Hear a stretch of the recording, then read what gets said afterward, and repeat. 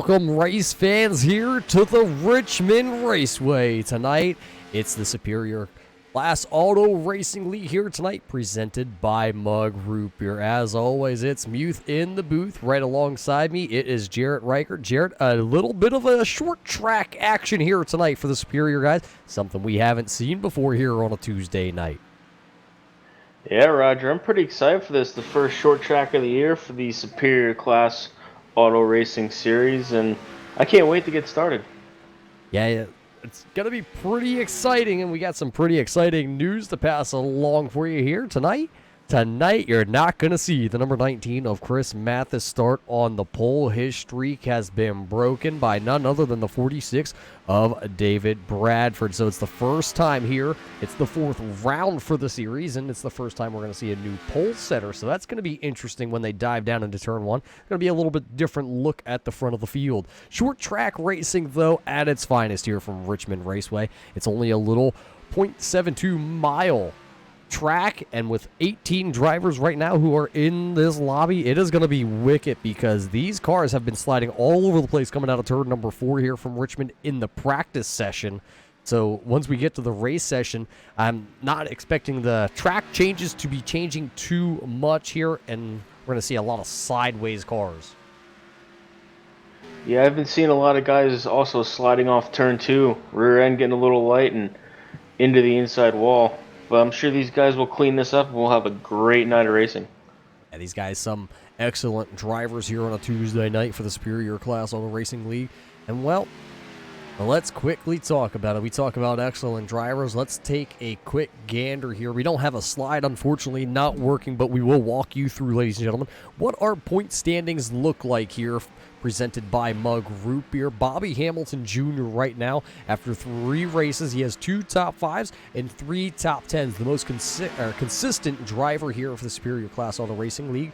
Right now, he's on top of Shane Wood by 10 points. Mark Truxell, the man who rides the high line, we're going to have to see where he rolls around here tonight. He is sitting in your 3rd position, 20 points out. 4th is the 19 of Chris Mathis. He's sitting 25 points actually out of the lead of the point standings. Then it's a tie here for 5th between Will Jones and Justin Napier. David Bradford, who was started on the pole, he is slotted 7th in your point standings. Alan DeFries is 8th. Brandon Puffenbarger is sitting there 9th. And Colt Ansley is sitting there in your 10th position. That's your point standings, brought to you by Mug Root Beer here tonight. And while you see it up in the upper left-hand corner, warm-up going to end here in 1 minute and 40 seconds. So we're going to get the national anthem played. We'll be right back here for the Richmond Raceway. Oh, say, can you see by the dawn's early light what so proudly wailed at the twilight's last gleaming, whose broad stripes and bright stars through the perilous fight o'er the ramparts we watched were so gallantly streaming, and the rackets regular, the bombs bursting in air gave proof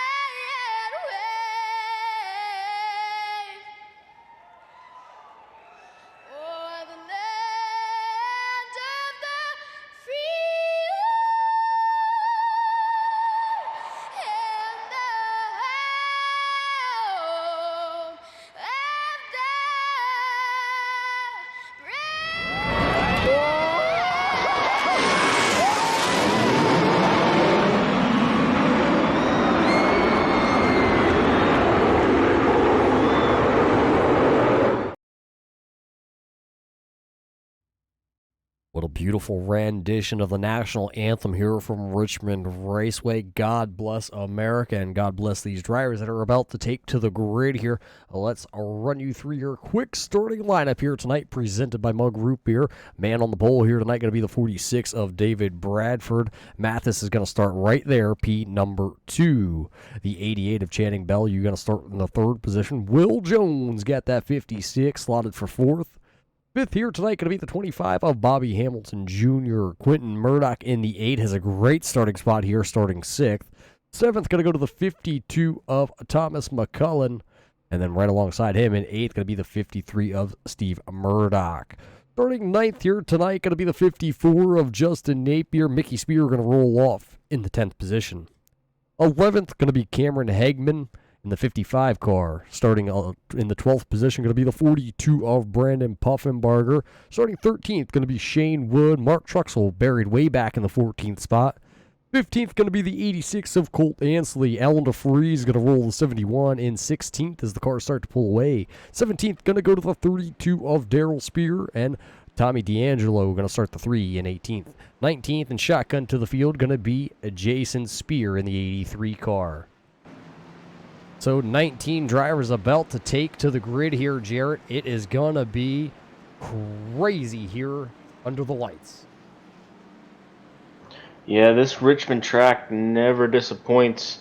I've actually been there myself a few times. Always enjoy going down to Richmond and can't wait for these guys to take the green flag. Yeah, that pace car will be ducking off next time by here from Richmond. I almost wanted to say Rockingham. A very similar track here to Richmond, just a lot more bumpier. Here at Richmond's going to be a little smoother of a go for these drivers. Who are you looking forward to watching here from the short track, since it'll be the first time we see these guys? Well, obviously with David Bradford being the first one to take the pole position away from the 19 of Mathis, be interesting to see if he can win from the pole. I don't believe anybody has done that yet this season. Yeah, I'd have to check back through the stats here, but I don't believe the winner of any of the races have been the pole setter. But we're about to go green flag racing.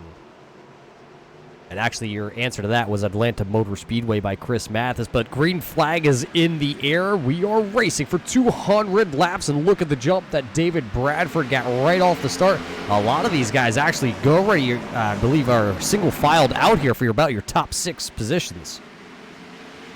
Yeah, these guys trying to separate from each other pretty quick here at this short track here at Richmond. And it looks like David Bradford is going to lead the first lap with the 19 of Chris Mathis chasing him as they go down in turn 1. Yeah, so lap 1 in the book, just like that. 20 seconds, and you blinked and you missed it. Lap 1 in the book. It's Bradford, Mathis, Jones, Bellew, Hamilton Jr., Murdoch, and McMullen.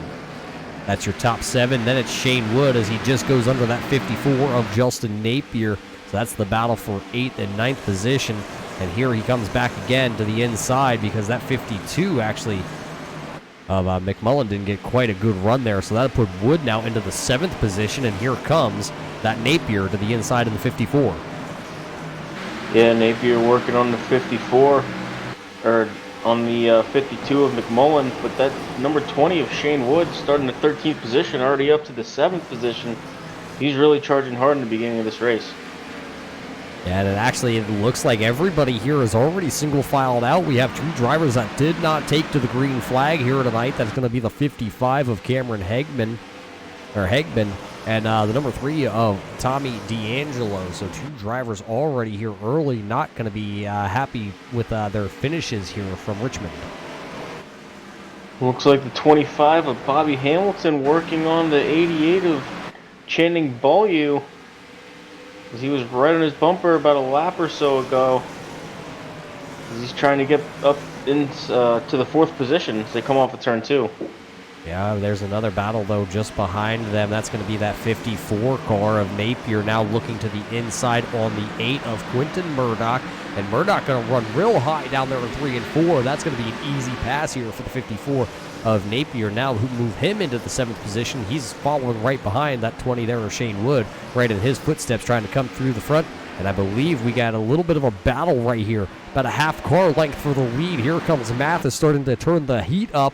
Just like that, 7 laps, blink of an eye, are now gone here from Richmond. And it's going to go quick. Look at him as he gets right to the back bumper on that 46 Hooters machine.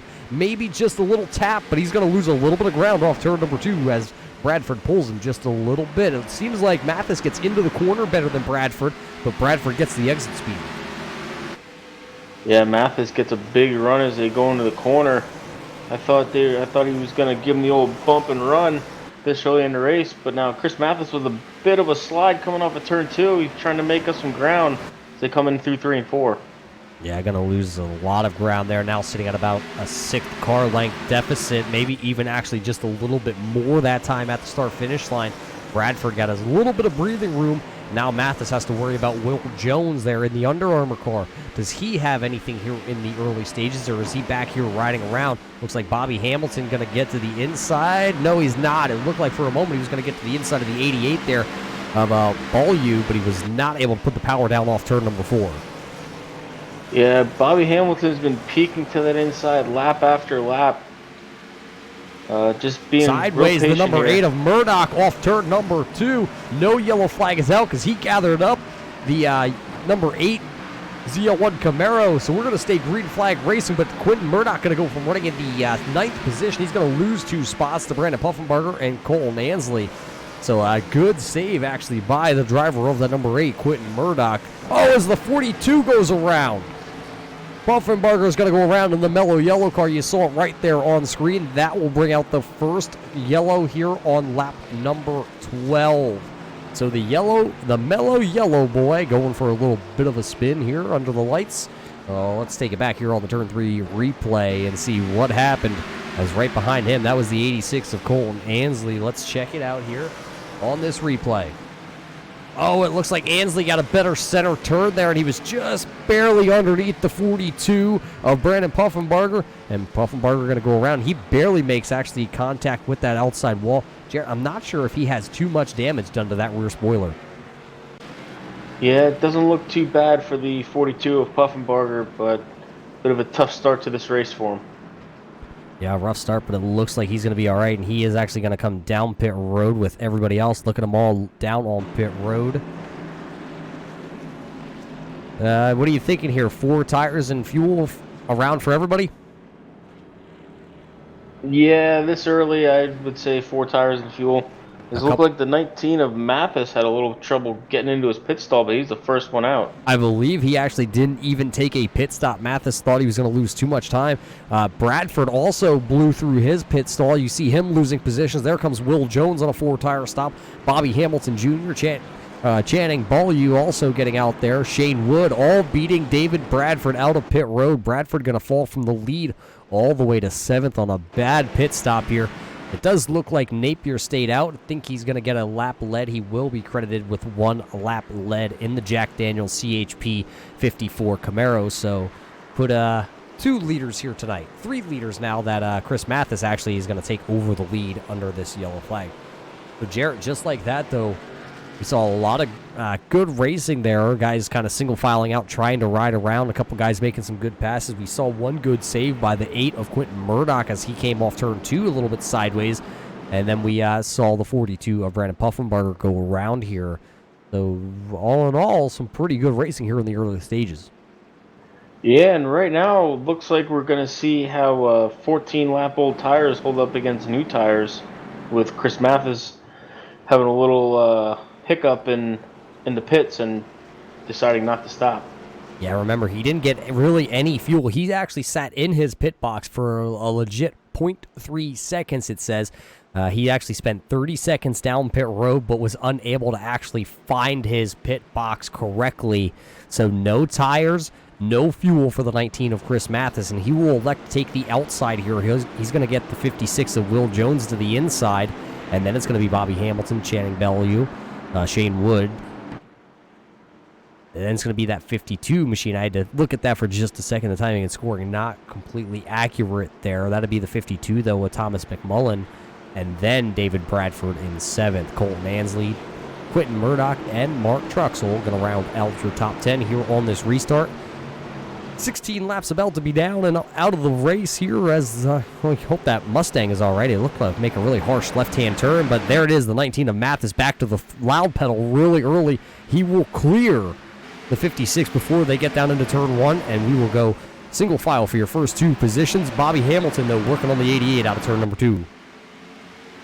Yeah, I was really surprised at how that outside line was going to work out, but now Mathis getting passed by Will Jones as they come off of turn 4 down to the front stretch. Will Jones is going to lead a lap here.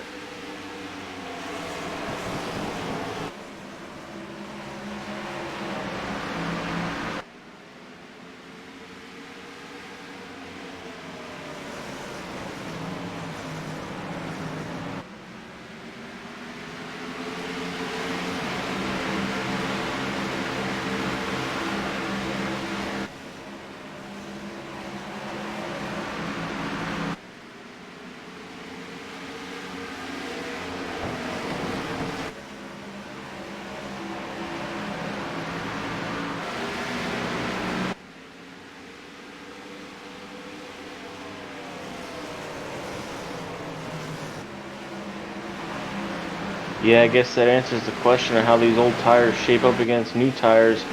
The 19 of Mathis going backwards as he is now in the 4th position, but still not letting the 88 get by too easily as they come down in turn 1. They're still door to door.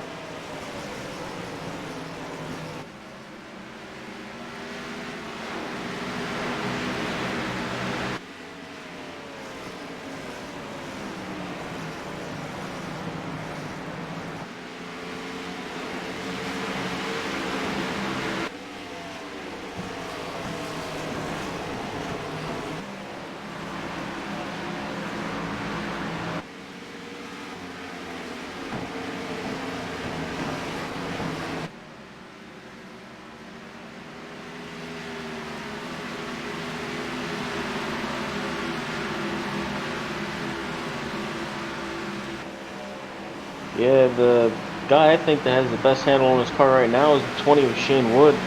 Really working through this field pretty well as he sets his sights on the 88 of Beaulieu for that 3rd position.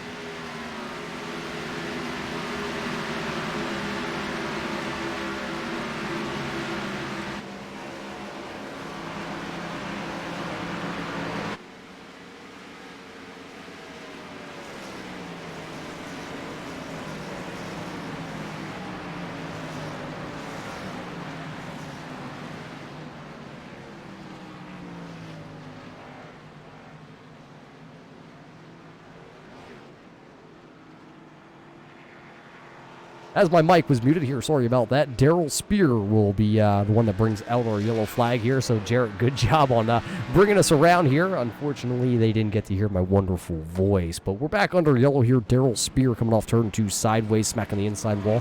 We'll throw it back here and see if we can see that for you on the replay.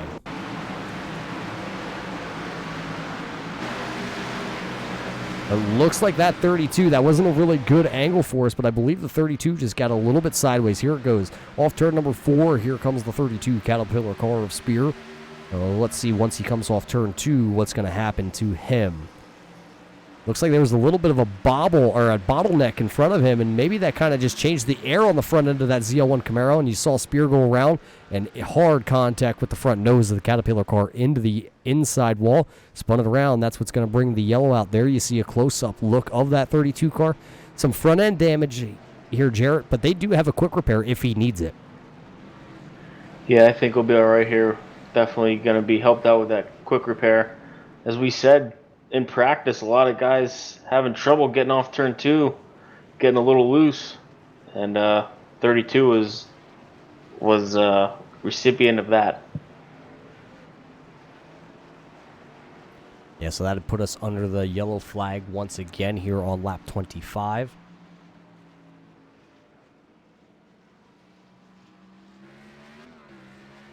And it looks like the 83 of Jason Spear actually going to stay out here. 13-lap old tires. We just saw what happened to the 19 of Chris Mathis when he stayed out on those old tires.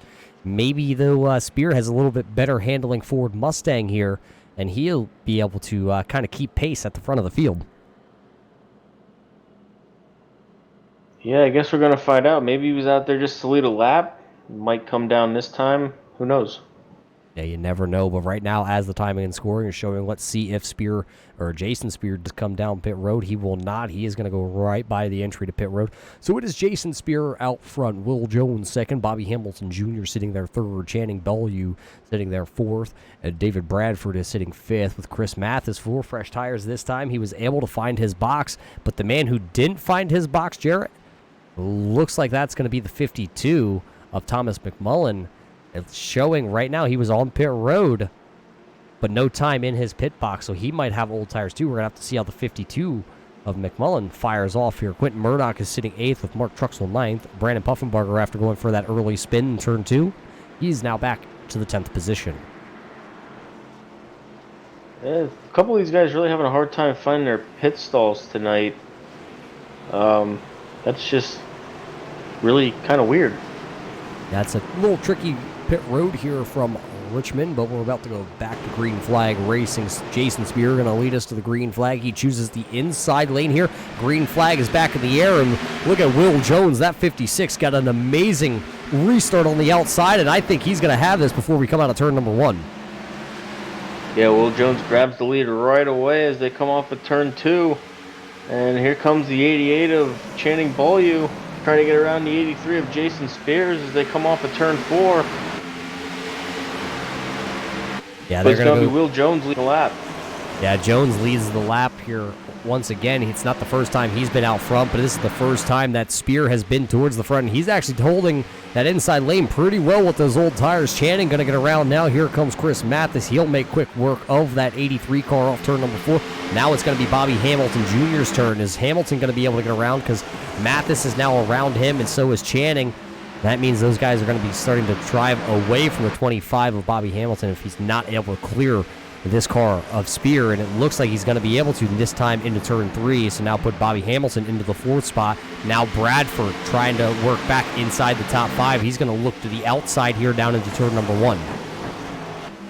Yeah, Bradford can't get the pass done, and now he's going to look underneath the 83. No, he stays behind them as they come down the backstretch into 3. But it looks like the 8 of Quentin Murdoch is starting to look to the outside of Bradford. Bradford got to the inside of the 83 as they come down to turn 1. Yeah, also a move going on for the 2nd position. Chris Mathis went to the inside there in the 88 of Channing. He's going to take that position, but the battle's still bruised back here for the 6th position. It looks like Murdoch is going to get to the inside here on the 83. He'll make the quick move to the inside on him. Now it'll be Brandon Puffenbarger's turn down the front stretch, and I believe he'll get him going down here into turn 1. It's just a freight train at this point. The 83 of Jason Spear is stuck to the outside. Nowhere to go. Yeah, Puffenbarger drove right by him. Puffenbarger was in that earlier accident. That spin doesn't seem to hurt the car too much as the 54 of Napier getting by the 83 of Spear, and we are under caution. Yeah, it looks like a couple cars being tangled up here off turn number 4. It's going to be, I believe that's Colton Ansley, and is that Mickey Spear also going wrapped up with each other here off turn 4. So we're going to have to throw it back on one of our replays here and see exactly what happened once again coming off turn number 4. First time we've seen guys get together off turn number 4. We'll go over top here. We'll watch these two. They were battling back here right around the 11th and 12th position at the time of contact. Oh, it looks like he had just a very slight contact from the 86 right front into the left rear of that 23 of Spear, and unfortunately goes around, and just 2 cars getting wrapped up, racing for the same real estate here on a little short track, and Spear going to go around, but they will both be pointed in the right direction here, and they will rejoin the tail end of the field. Yeah, the 86 of Ansley, that is the 2nd caution he's been involved in tonight. Yeah, not having the night that he wanted. Had a good qualifying attempt here at Richmond, but unfortunately not being very favorable to him once the green flag dropped. So everybody right back down pit road. I wonder if we're going to see anybody miss their pit stall this time. Bradford going to hit it. Mathis hits it pretty well right there. Looks like everybody got into their pit stall pretty good here this time. Yeah, they're going to have to clean those up if they want to have a good finish here tonight, as somebody hits the cone as they come out of pit road, and it looks like Will Jones will lead him off pit road. Yeah, Jared, I'm going to need you to get down off the booth. I'm going to need you to go set that cone back up so they know where that line is. Oh, I'll get right on that, Roger. I'll be right back. All right. Bring some ice cream when you come back here because Will Jones has the lead out of pit road. Chris Mathis is sitting second. Channing Beaulieu is sitting there third. Bobby Hamilton Jr. is fourth. David Bradford comes out of pit road fifth. And, Jared, I'm looking through, and it looks like everybody had a pretty clean four-tire stop. Nobody really sticking out other than Mickey, who is down on pit road, and so is Daryl yet. Yeah, everybody getting in and out of pit road pretty clean for the first time tonight. And this should be a good restart with everybody on 4 fresh tires. Yeah, this would be the first time we see everybody restart here with 4 fresh tires since the drop of the green flag. So everybody's going to be heads up and ready to go. It looks like that 19, though, of Chris Mathis, I want to say on the longer run from what we have seen, has been just a little bit better of a car out there. Bobby Hamilton has also had a fast 25 machine, just hasn't been able to work through traffic as fast as Mathis. Mathis also has the, I want to say, the knowledge now of how older tires fare versus the new tires. Yeah, if anybody knows right now, it's him and the 83. The 83 of Jason Spear. But it'll be interesting to see if we can get a long green flag run here. Then we'll really see who has the good handle on their car. So right now, 2 drivers, 1 lap down. That'll be Daryl Spear in the 32 and Mickey Spear in the 23. Cameron Hegman not taking the green flag, along with the 3 of Tommy D'Angelo, as the lights on the iRacing pace car will go out. And it'll be Will Jones and Mathis on your front row here. We're going to restart with 160 laps to go. Jared, that's still a very, very long way. Yeah, we have about, way over halfway of the race to go. About 3/4 of the race to go. A lot can happen here, and it's going to be fun to watch. Hey, by the way, did you go down there and set that cone back up? Oh, yeah, back up. Didn't you see it? Oh, I missed it. Where? Ice cream? You know what? I just didn't have time. I had to get back to the booth. Well, I know you can't do this alone, Roger. Thanks once again. Always getting my back for me. But the iRacing pace car down on the way here. We're going to restart here. 160 laps to go, and Will Jones not going to waste any time. Look at him fire off. He's going to be clear of Mathis by the time turn 1 hits. Now here comes the 88 looking to the inside. Oh boy, he slid just a little bit. Mathis was coming down, Beaulieu was going up, and they actually made it work. Now here comes Bobby Hamilton to the outside on the 88 down into turn 3. Not going to have it. He's going to try and turn under him off here on turn 4. He's not going to have quite the turn, so we're going to single file at the front of it. You're going to have to go all the way back to number 20 of Shane Wood to find a little bit of excitement, if you will. And, well, Wood runs in the 7th position to the inside on Quentin Murdoch, trying to make it work down there. Yeah, Shane Wood having to drive his way back up through the pack again as he clears the 8 of Murdoch, and now the 54 of Napier underneath the 8 of Murdoch as they come down to turn 1. It looks like he's going to clear him as they come through turn 2. Yeah, pretty smart here by the 8 of Quentin Murdoch. He knows he was stuck to the outside. Nobody has been able to make anything work. Oh, as the 54 of Napier sideways off turn number 4. Back to yellow flag we go. Look at him. He's trying to gather it up. Everybody's going to be able to avoid Justin Napier. Oh, boy, what a good... I'm speechless here. Everybody was able to miss that spinning car of Justin Napier. Let's throw it back. We saw it happen, but let's go back and watch how it looked from above. Napier had just got around the 8 of Quentin Murdoch when this happens. He's going to go down here into turn 4, and I think the car just goes sideways on entry, just loses the rear grip. Murdoch hard on the brakes, and oh, he barely actually just made it around. We're going to see if we can actually back her up just a little bit here and go on board with the 8 of Quentin Murdoch, because I'm sure the hands for the driver of the number 8 looked pretty busy there on that one.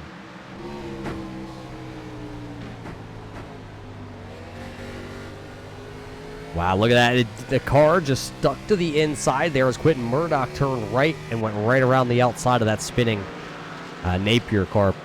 So good move by the 8 of Quentin Murdoch. And look at that. Murdoch actually came right down pit road. Will Jones, Chris Mathis, and Bobby Hamilton, though, all are going to stay out here. So a little bit of strategy play by your top 3. Yeah, I was watching the guys come down pit road, and it looked like Bobby Hamilton at the last second was going to try and put the brakes on and shoot down, but he had already passed the entry to pit road. So this should be very interesting with these 3 cars on a little bit older tires.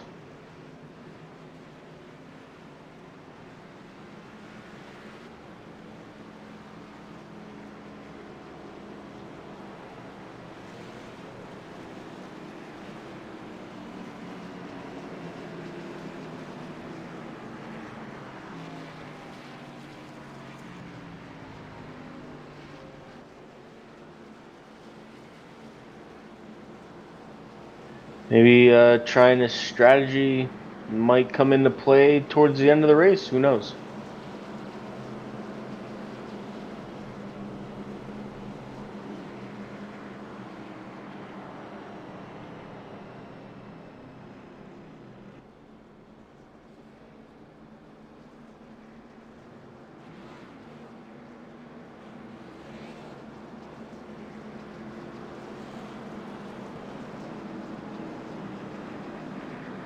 Yeah, it's definitely a double-edged sword playing with 2 tires or 4 tires, but we're going to find out how it works out here. And Jarrett, you won't believe what I just did again. You didn't have your mic on. Absolutely. Every time I sound intelligent, Jarrett, my mic is muted. Boy, what are we going to do here tonight? I don't know, but I'm glad you didn't get you that ice cream because you're having a hard enough time pressing buttons as it is. Oh, always blame it on the button pusher. Well, I'm not going to blame it on me. That's a very good point. You know who we could blame it on, though? Shane Who? Wood. You know what? I didn't even think of that. Most of the time, it is Shane Wood's fault. I mean, he's willing to do anything for 20. 20 for 20. I mean, what more do you need to hear? Surprised he doesn't have a foot long on that car yet. Lights on the pace car go out, though, Jarrett. We are going to go back green flag racing here with 152 laps to go and 4 fresh tires for your old tires for your top 3. And then you got 2 guys on 4 tires, then a 2 tire, then a 4 tire, and a 2 tire. So strategies across the board here are a little bit different for everybody. So it is going to be really, really exciting here. Going to see if Channing Beaulieu is going to be able to go up here and pass these guys on the older tires as the iRacing pace car is down and away on the left-hand side. And Will Jones, he wasn't going to wait to see. Channing was not ready for that restart. He's going to lose a lot of ground to the guys on the inside. He's just going to get freight trained at this point. He's going to have to throttle up here through 1 and 2. Yeah, Channing Beaulieu really fell back on that restart, but he had that thing wound up. Oh, he gets a little bump from Shane Wood, and they both slide up the track as they come off of turn 4. Yeah, Wood really drove it in hard down there into turn number 3, and he's going to stick that nose of that Toyota down there right under the 88 of Beaulieu. Beaulieu fought back, though, there through 1 and 2. It looked like for a moment he was going to get to the bumper of Shane Wood, but he didn't get to him, and now Shane Wood is going to try and set sail and run away. Bobby Hamilton, Chris Mathis, and Jones. That's Will Jones. Oh, somebody sideways. I think that's the 52. And he's going to go down into the grass on the front stretch. Thomas McMullen on those 2 tires, remember. He comes back out onto the racing surface, but I think 2 tires is not going to be the way to go here. Yeah, especially for the 52 of McMullen going through the grass, but we will stay green, and it looks like the 8 of Quentin Murdoch is trying to get under the 88 of Channing Beaulieu as they come down to turn 1, not able to make the move yet. Yeah, Beaulieu's just not able to, on this restart, maybe it's this set of tires is not to his liking.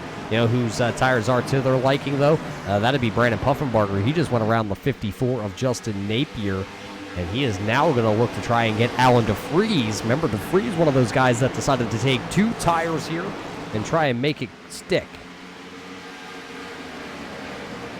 Yeah, Alan DeFries working his way through the field, trying to catch that 8 of Quentin Murdoch as they come off of turn 4, but he is getting under pressure of the 42 of Brandon Puffenbarger as they come down to turn 1.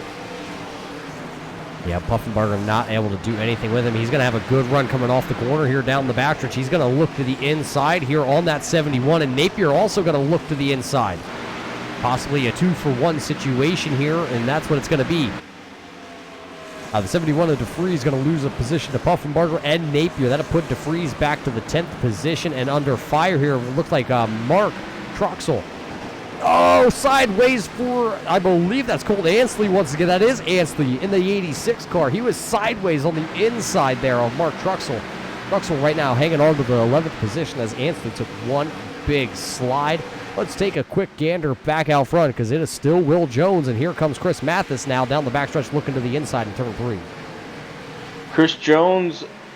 Chris Mathis and Will Jones door to door as they come down to the start-finish line. It's going to be Chris Mathis leading that lap, and he will clear the 56 of Will Jones. And here comes Will Jones trying to get back under Mathis as they come off of turn 2. And here comes the 25 of Bobby Hamilton Jr. sticking his nose into this fight. Yeah, Will Jones thought about doing a crossover, but that may have hurt him in the long run because here comes the 25 of Hamilton Jr. to the inside of that Kendall Ford Mustang. And it doesn't look like Hamilton's going to be able to get there. Now here comes David Bradford. He's going to be on the attack now for the 25. Remember, Bradford is the first one on 4 fresh tires as here comes Hamilton once again down towards turn 3.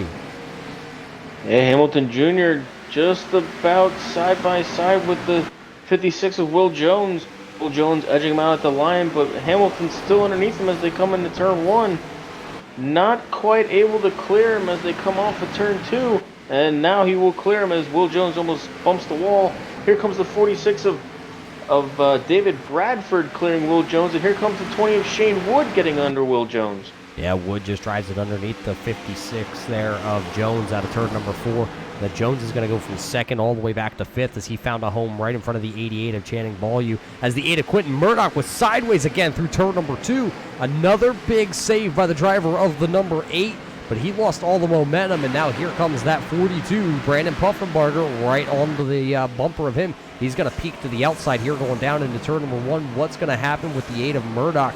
Is he going to concede the position for the time being, or is he going to battle real hard?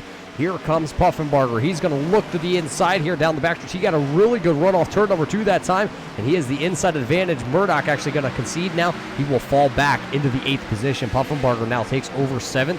And they are still battling real hard. Look at this battle for the 2nd position. Bradford just took it away from the 25 of Hamilton, and then Wood followed him right through. Now here comes, oh, there goes Jones. Hamilton sideways in turn number 3. He's going to save the Kendall Mustang. A little bit of damage to the rear bumper, but Hamilton's going to lose a bunch of positions here. Wow, great save by the 25 of Bobby Hamilton Jr. But now he's going to have to shake that off and get his bearings back and start charging back towards the front. So he lost a bunch of positions on that exchange with Will Jones.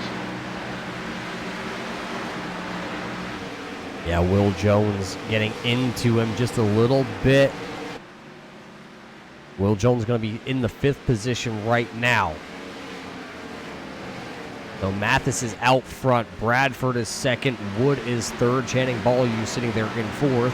Will Jones is the 5th car. How about Brandon Puffenbarger? He's restarted sitting in the 10th position. He's up to the 6th position and starting to hunt Will Jones. Yeah, the 42 of Puffenbarger was in that first spin of the night, getting involved in that. He really regrouped well, almost up into the top 5, and he's setting sail trying to catch the 56. Yeah, Quentin Murdoch once again sideways off turn number 4, so that 8 car is a handful for Murdoch right now. He's just trying to hang on because Bobby Hamilton's right behind him, and so is Justin Napier. Mark Truxell still sitting in the 10th position, actually. He got around Alan DeFries just a handful of laps ago. I don't think this is one of Mark Truxell's favorite tracks. You know, all season long we've seen him, even at Daytona, run the outside. He has just run the outside and run the outside. Here, there's not really an outside. Yeah, that's definitely not the lane you want to be in here at Richmond. Truxell struggling a little bit, but still having a decent run inside the top 10. Right now, only one driver a lap down, and that's going to be the 32 of Darrell Spear. He is actually sitting 2 laps down in the 17th position with that Caterpillar car. Still has the damage to the nose of it. just out there trying at this point to hope that maybe some shoe booties are going to fall off the cars here, and he's going to be able to get waved back around. And there's your leader, though, because Darrell Spear is right now only about 3 seconds in front of Chris Mathis. David Bradford is second, with Shane Wood sitting there in third. Yeah, Shane Wood starting to close in on the 46 of Bradford, and Bradford's starting to close in on 19 of Chris Mathis. It was almost to a second gap between Mathis and Bradford. Now it's down to almost a half a second. Bradford really closing in. That's going to be interesting. Remember, Chris Mathis is on those old tires, like you said. How long is he going to be able to stay out there? Remember, he got the jump. These guys had to work their way through a couple of drivers who were out there on those old tires. We're actually closing in just about 30 laps, 29 laps. We're actually going to be at the halfway marker just like that. We're out there at 26 laps now, the longest run of the night. And these three have started to actually really pull away from the field. Channing Ballew is actually sitting back here in fourth. He is 2.5 seconds behind that group. You can see it. It doesn't look like a lot, but here at a short track, there's not a lot of room. And that's what 2.5 seconds look like right now. I believe Shane Wood, for a moment, I thought he was going underneath the 46 of Bradford, but not yet. He's just following in the tail tracks. Yeah, Shane Wood looking to try and make a move on the 46 of Bradford. And like you said, Roger, you don't want to get behind here. Only about 19 and a half seconds around this track. You can find yourself a lap down in a hurry here at Richmond. Yeah, talking about a lap down, that 32 car of Spear is just about... Oh, I think the 19 of Mathis may have came off turn 2 and smacked the right front fender off the wall there. Jarrett, can you get a better look at that and tell us if there's any damage on the 19 of Chris Mathis front end? We know it's a short track and it's not going to make a huge difference, but that could, in the long run, wear down the right front tire. Yeah, that right side is a little pushed in there. The front fender, the rear fender.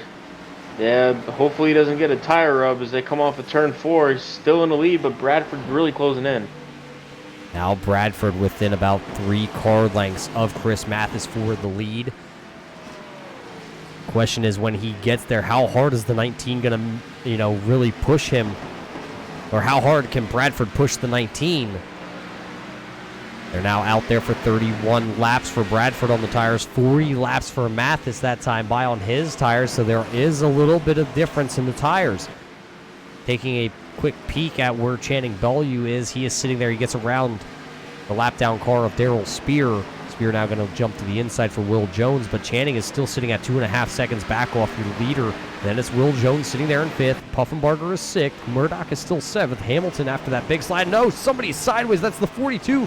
Brandon Puffenbarger. He's going to go sideways out of turn number 4. And I think that was a self-spin off turn 4. That'll put us back under the yellow flag conditions.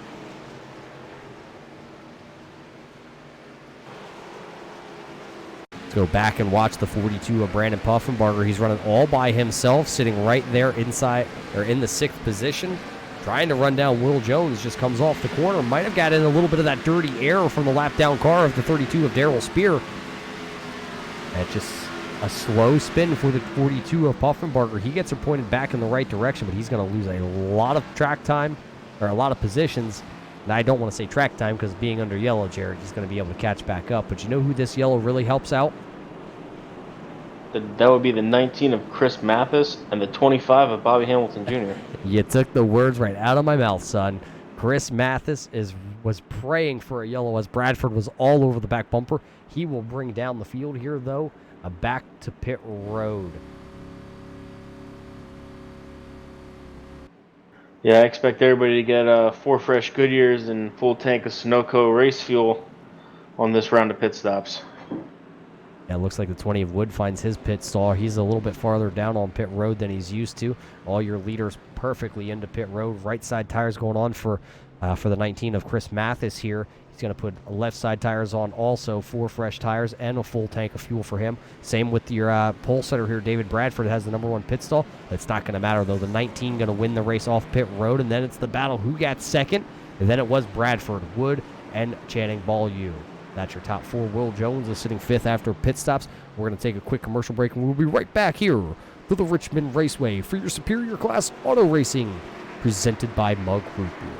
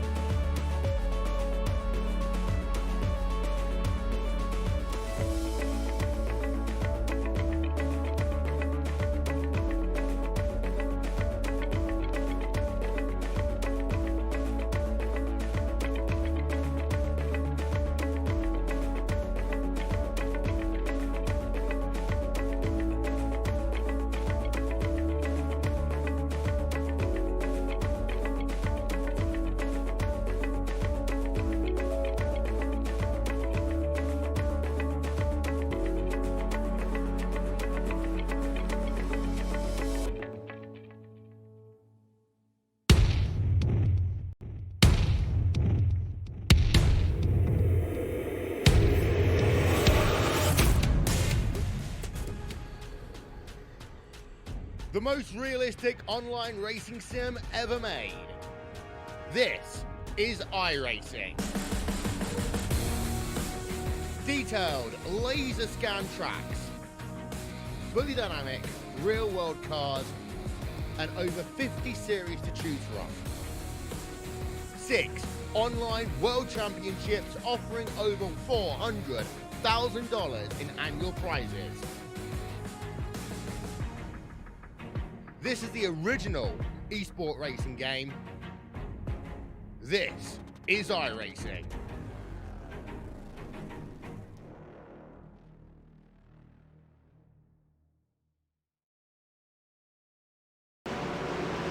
Well, welcome back to the Richmond Raceway. As the lights are off on the iRacing pace car, we're about to be set to go back. Green flag racing here with 117 laps to go. Mathis to the inside, and he is on the loud pedal. Look at the great jump that Mathis got. Look at Shane Wood. He's going to try and now follow the 19 through the hole, and I think Shane Wood has that position by the time they come out of turn number 2. As he does, he's going to clear the 46 of Bradford, and Bradford's going to have to battle with the 88 of Channing Beaulieu down into turn 3. Look at him as he goes down onto the door and then kind of releases off. He's going to have a good run off turn number 4, though, on that outside. Yeah, Bradford not giving that third position up easily. As we say that, coming through turn 2, the 88 of Beaulieu slides in front of the 46 of Bradford, but here comes Bradford back under him as they come into turn 3. Yeah, Bradford not going to give up the third position without the fight. The Hooters car wants the position. He's got the spirits, and he's going to come down into turn number 1. He's going to try it again. Beaulieu gave him the room, but it looks like Beaulieu's actually going to drive away. There's also another battle back here, and that was actually Puffenbarger. Oh, the 23 is around out of turn number 2. He's into the inside wall. No yellow flag is out just yet. The green flag still here on the raceway as Mickey Spear are going to get the 23 pointed in the right direction. Here comes your leader as Spear trying to get back through the gears down into turn number 3. Here come your leaders on him in a hurry. He's going to get down off the racing surface. Your leaders are going to work around him, and we will stay green flag racing here on lap 88 now. Tough break for the 23 of Mickey Spear as Mark Troxel is running in the 5th position. Doing a lot better than he was earlier in this race. And we got the 71 of DeFries working his way around the 86 of Ansley. I believe that is for somewhere inside the top 10. DeFries really trying to work that high line as he gets around the 23 of Spear. Yeah, DeFries now has the 4 fresh tires. Right now, though, Colt Ansley is kind of boxed in as there you see Jason Spear also go around the outside of that 86 car. He's boxed in right now behind the 23 of Mickey Spear. Mickey, remember, just went for that spin there coming off turn 2. And now he's sitting here battling in the pack. Nowhere for your leaders to go, as actually he's going to pull to the inside here on DeFries, and he will... oh, up the track into DeFries. DeFries is going to go out to the outside wall. And then the 23 is now spinning down through the grass. Green flag still waving here as Chris Mathis is still leading the way with Shane Wood in second. Channing Ballou sitting there. Oh, I believe Bradford just into the wall out of turn number 4 a little bit with that right front fender. Yeah, Bradford hitting the wall just a little bit. But he does have decent damage to that right front fender. See how that's going to hinder the handling on his car as he tries to chase down the 88 of Ballou. Yeah, right now it looks like the 52 Thomas McMullen has called it a night, and the 52 is actually... correction, he's back. He looks like he had a little bit of network spike there. Timing and scoring lying to us just a little bit. Right now, though, 12 cars left on the lead lap. Alan DeFries is the last car on the lead lap. He is running right there in the Juicy Fruit car. Remember, he got into it with Mickey Spear there coming out of turn 4 a couple laps ago, and that put heavy left front damage on the 71 of Alan DeFries. And also looking at him, just taking a little bit closer look, it looks like he's got right front and left front and a little right rear damage on the Juicy Fruit car. Yeah, he's got pretty significant damage right now, but he's still working on the 53 of Steve Murdoch for that 11th position. As they come down into turn 1, just can't quite make a move yet. Yeah, Murdoch going to go up the track a little bit in the 53. Now there goes Alan DeFries. He's going to work to the inside. I think Murdoch may have tagged the wall just a little bit coming out of turn number 2 there, as I do see a little right front damage on that Camaro. No, nothing has changed out front, though, Jared. It's still Mathis, Wood, Ballou, your top 3. Bradford and Troxel sitting there 4 and 5. Yeah, the 19 of Chris Mathis has opened up almost the second gap over the second place car of Shane Wood. As you got the 46 of Bradford still trying to work on the 88 of Ballou for that 3rd position. As he peeks to the inside as they come through turn 3, not close enough to make a move yet. Yeah, not able to get that Hooters car underneath the 88. I believe, what is that, the Alexa Auto Echo on the side of that? Or is that the Amazon? That's the Amazon, but the Amazon is the Alexa, Roger, so you're right on both counts. Well, do I get 2 gold stars for that one? Well, as long as you keep your mic on, yeah, I guess. The mic is on, my friend, and right now here comes the 25 of Bobby Hamilton. He's going to go to the inside here on Mark Troxel. He'll make that position up coming off turn number 2, and he actually just pretty much said see you later and drove away from Mark Troxel. Yeah, Bobby Hamilton trying to work his way back up to the front after that little tangle with Will Jones earlier in the race, as he finally worked his way back up to the top 5, setting his sail on the 46 of Bradford. Remember, Troxel won that, crazy race back at Daytona weeks ago. Last lap pass off turn number 4 put him into the winner's circle.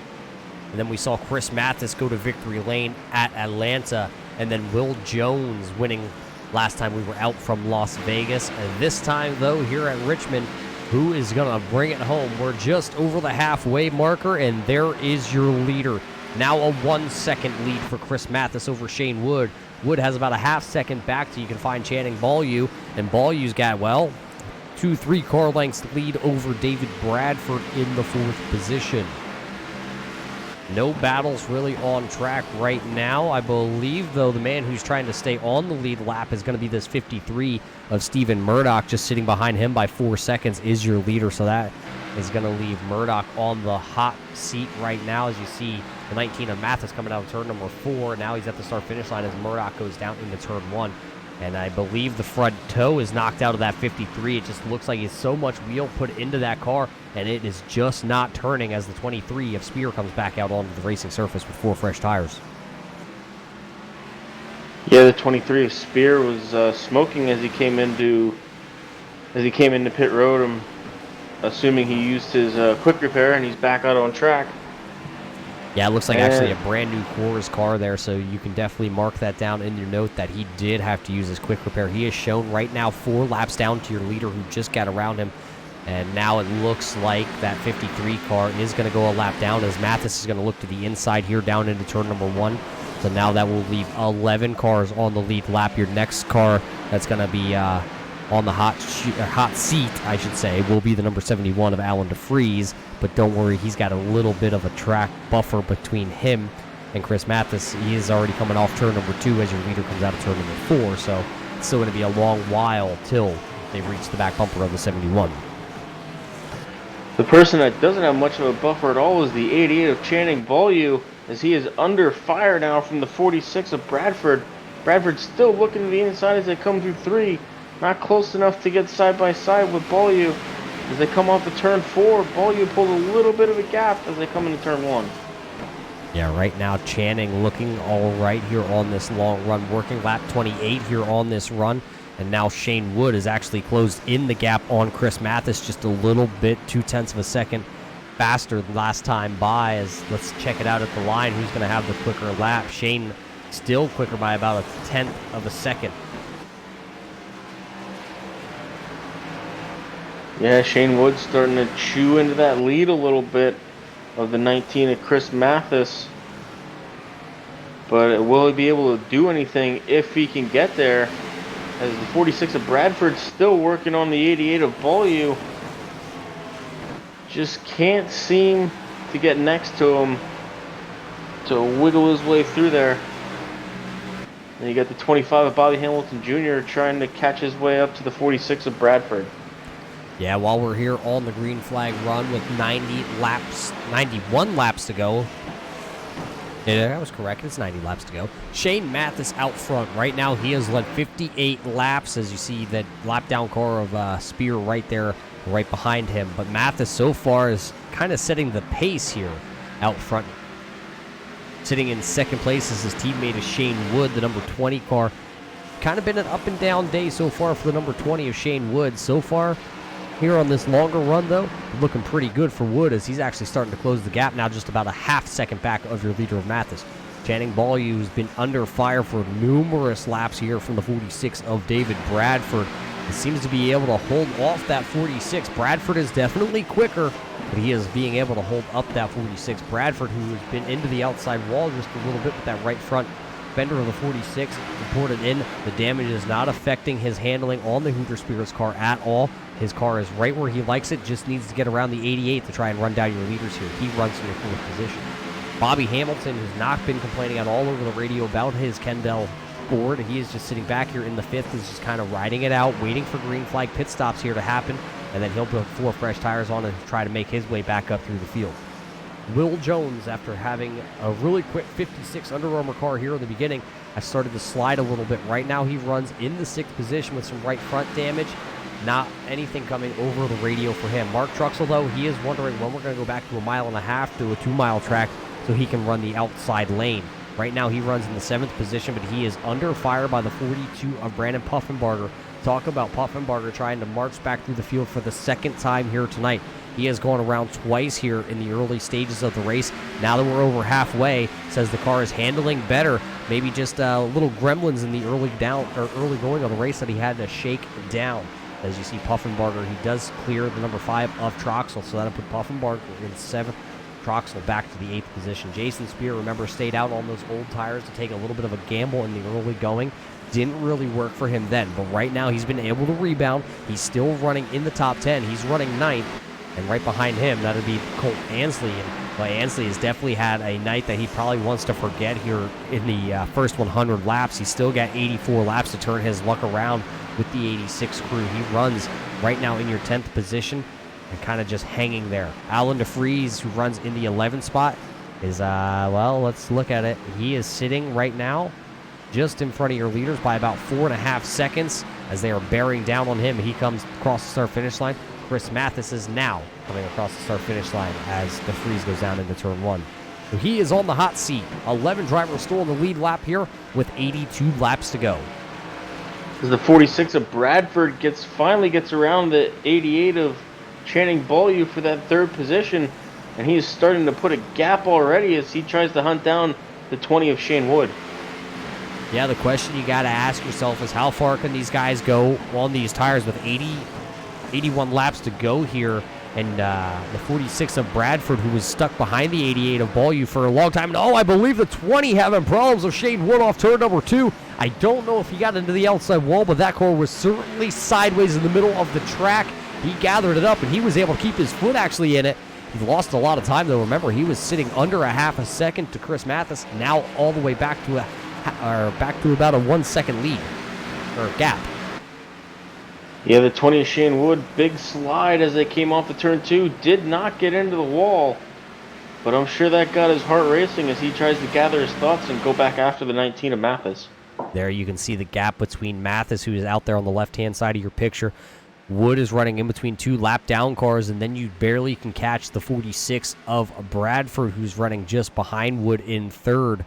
Here comes Spear in the 23. That is Mickey Spear trying to look to the outside on the 20 of Shane Wood. He'll think better of himself coming off turn number 4. He'll just slot in behind the 20 for the time being. The 32 of Daryl Spear still out there. He is 6 laps down right now, and he's going to the outside here. He'll move out of the leader's way. Leaders will go around him and clear him pretty easily. It looks like 25 of Bobby Hamilton Jr. starting to put the charge in as he's really gaining on the back of the 88 of Channing Beaulieu as they come down to turn 1. He probably gained almost a second those last few laps, really catching up to Beaulieu. Yeah, Hamilton runs 5th, but he wants 4th, and he could get it from his good old buddy there of Channing in a couple of laps if he continues to run that line he is. Let's take a lap around here. From Richmond, from the cockpit camera, the helmet camera actually here on the 25.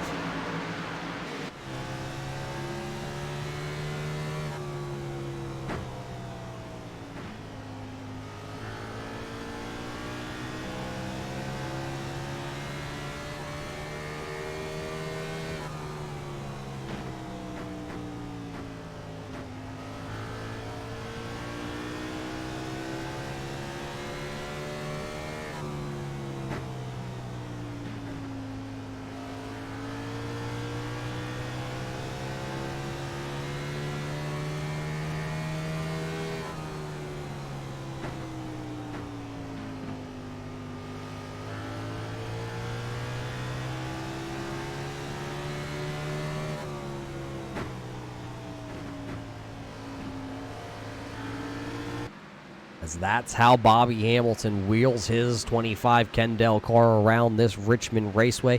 Lost a little bit of ground to Channing, but he's going to try and catch it back up. Right now, though, look at this battle. The battle for the lead. The 19 of Mathis has it, but Shane Wood actually has closed the gap the last couple laps. Closed the gap the last couple laps. He is now sitting about 2.5 car lengths off Shane Wood, and he is closing quicker and quicker. Look at him roll the center of the corner. He really closed that time onto the back bumper of the 19.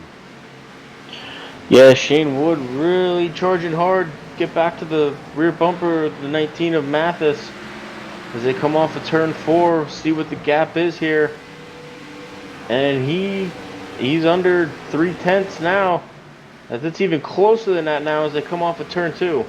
Yeah, it looks like the 20 really gets into the corner and through the center. His problem right now seems to be coming off the corner. And the reason that he's having a little bit of problems coming off, that's because that dirty air that the 19 is creating out in front of him. You saw him lose a couple car lengths there last time by, just coming off turn 2, just was not able to get back to the throttle. This time out of turn number 2, looks like a lot better turn for the driver of that 20 car. Yeah, Mathis gained about 2/10 on him that last lap. As we'll see what the gap is as they come across the line.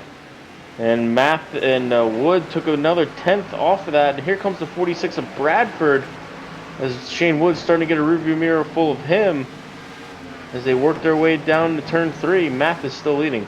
Yeah, you talk about Bradford really starting to turn up the wick. Remember, he was stuck behind Channing for a long time in a big slide out of turn number 4, and we are under caution. Napier has gone around down there in on the front stretch, actually, in the Jack Daniels CHP 54 car. That will put us under yellow here with 68 laps to go. And Jarrett, this is probably going to be the money stop, but let's first go back and check out the replay. What happened to Napier? He was running 1 lap down, running right behind the 8 car here of Quentin Murdoch. Let's see as it comes off turn number 4 what happens for Napier. Oh, Murdoch into the outside wall, and they actually both go down to the inside, synchronize for a little bit, and then Murdoch catches that right rear quarter panel of the 54 of Napier. That's what turned him around right in front of your leaders, and that's what brought the caution flag out. Right now, I'm sure Chris Mathis is saying thank you, but Shane Wood's going, come on, I had the strong car on this long run. I was just about to make the move. Yes, like you said, Roger, this will probably be the money stop as everybody comes down pit road to get 4 fresh tires and a full tank of Sunoco fuel. Yeah, this is the money stop right here. You don't want to miss your pit box. You don't want to spend too much time on pit road. You want to get out as soon as you can. We've seen track position really mean a lot here as your leader. As you see Shane Wood make the left-hand turn into his box, it looks like a pretty solid stop in his box. All the way down, though, at the end of pit road for Chris Mathis and David Bradford. Is Bradford sitting in the catbird seat, though? He has that end pit stall. Can he sneak out here in front of everybody? We're going to find out here. Let's just kind of sit here and wait. Left side tires going on for everybody. Down goes Mathis. Bradford hung up on the left-hand side. It's going to be Mathis, Wood, Bradford. And then I believe it's going to be Channing Beaulieu coming out of pit road. Yeah, and it looks like Bobby Hamilton Jr. will round out that top 5 coming off of pit road. This is going to get very interesting as these laps wind down. Well, Jarrett, you've seen over half the race, and now with 66 to go, 4 fresh tires. What are you expecting the rest of the way? Well, barring any caution, I mean, we're going to see who has the long run car. As something happened to the 20 of Shane Wood, he dropped to the back of the field. Maybe a speeding penalty? I'm not quite sure. We'll have to see if we can get confirmation on that. As we wait to see what happened to Shane Wood, as he went from being the second car out of pit road to all the way back to the 11th position. He is just kind of hanging out back there. We're still waiting to see if we can grab a quick confirmation out of the 20 camp or from the admins here to see what exactly happened. Jarrett, do you have the confirmation from the 20 of Shane Wood? Yeah, he got caught speeding on pit road. That's a tail of the longest line penalty, and that is not what you want to see here. With only 64 laps to go this time by, as the lights on the pace car are still on, that could pretty much spell disaster for the 20 crew. Yeah, he worked his way through the field earlier in this race, but with these laps winding down, that could be detrimental to his race here. I'm glad you got a big word out there. I'm pretty proud of myself. Oh boy, it's going to be a good one to the finish here, Jarrett. Chris Mathis, David Bradford, Channing Beaulieu, Bobby Hamilton, Brandon Puffenbarger. That's the top 5 here as the lights on the iRacing pace car are still on. Or actually, I believe they actually just went out a little later than normal. So Puffenbarger rounds out the top 5. Will Jones is 6th. Mark Troxel sitting there 7th. Jason Spear is 8th. Alan DeFries is now 9th. And Colt Ansley rounds out the top 10. We still have 12 cars on your lead lap. 1 lap down is going to be Quentin Murdoch. Justin Napier is 2 laps down along with Steve Murdoch. And then it's Mickey Spear 3 laps down. Darrell Spear is sitting currently 17th. Last car on the race track. He is sitting 6 laps down. The iRacing pace car is expected to make a left-hand turn right there. Almost, I think the right front wheel almost came off it. But Chris Mathis now in control of this one. He takes the outside. He holds them for a little bit longer than they've been used to. And he fires off, and he actually had a spectacular restart there. Bobby Hamilton going to slide down in front of Channing Beaulieu. So he'll take the 3rd position. Will Jones is the only one right now stuck to the outside coming out of turn number 2. Great start for the 19 of Mathis. And Bobby Hamilton Jr. sitting there in the 3rd position. Oh, a little slide coming off of 4 as he's going to be under fire from the 88 of Beaulieu as they're just about door-to-door as they come down to turn 1. Yeah, the 88 of Channing Beaulieu going to get the great run out of turn number 2 here. He will clear the 25. The 25 cannot. Oh, look at the 5. 5 on Mark Troxel is going around on the backstretch. He's pointed in the wrong direction. He spins it around, but the yellow flag is going to come out. And that might throw a little bit of a game changer into a lot of strategy. Shane Wood not able to pick up any positions here on that little stint there, but we're going to have to throw it back and see what happened to Mark Troxel. It looks like he just got a little bit sideways coming out of turn number 2, and around that car went. Let's go from overhead here as he battled with Jason Spear. Coming down towards turn number 1. We're looking at the battle. We were looking at the battle at the time. It looks like the 5 just went back to the throttle too soon, Jarrett, and around it went, and he found the inside retaining wall. Yeah, tough break for the 5. I'm sure now he's really hoping to get back to the 1.5 miles. Yeah, and here's a little strategy play. Mathis down pit road, Bradford down pit road, and Ballew is going to stay out there along with Will Jones. Colt Ansley also staying out, and the 8 of Quentin Murdoch going to get his lap back. So varying strategies here. Yeah, I believe the 88 of Ballew and the 56 of Jones are going to get the bold strategy of the night here, Cotton. Ooh, with 59 laps to go, the bold strategy, Cotton comes out, and it's Channing Ballew, Will Jones, Colt Ansley. Shane Wood also stays out. So does Quentin Murdoch for the time being, but he did just get his wave around, so he's back on the lead lap. So that will put 13 drivers on the lead lap here from Richmond, and the laps are winding down. We're going to take another quick break here from Richmond, but we will be right back here with the Superior Class Auto Racing presented by Mug Root Beer.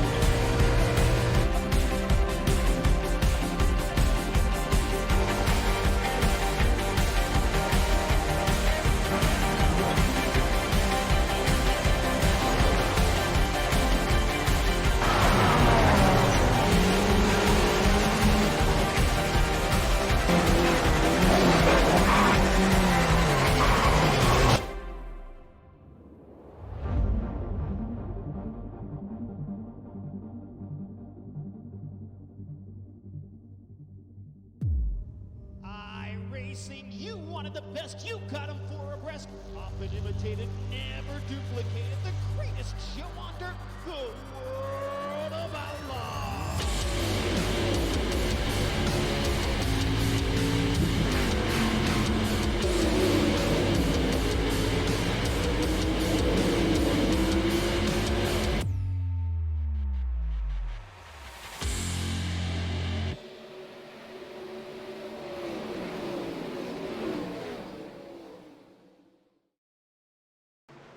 And welcome back as the iRacing pace car is ducking in. The green flag is back in the air, and that strategy play by the 80. Oh, look at the 86 of Ansley. He did not get a good restart. They're going to split him 3 wide, and contact with Wood. Hard into the outside wall goes the number 20 of Shane Wood.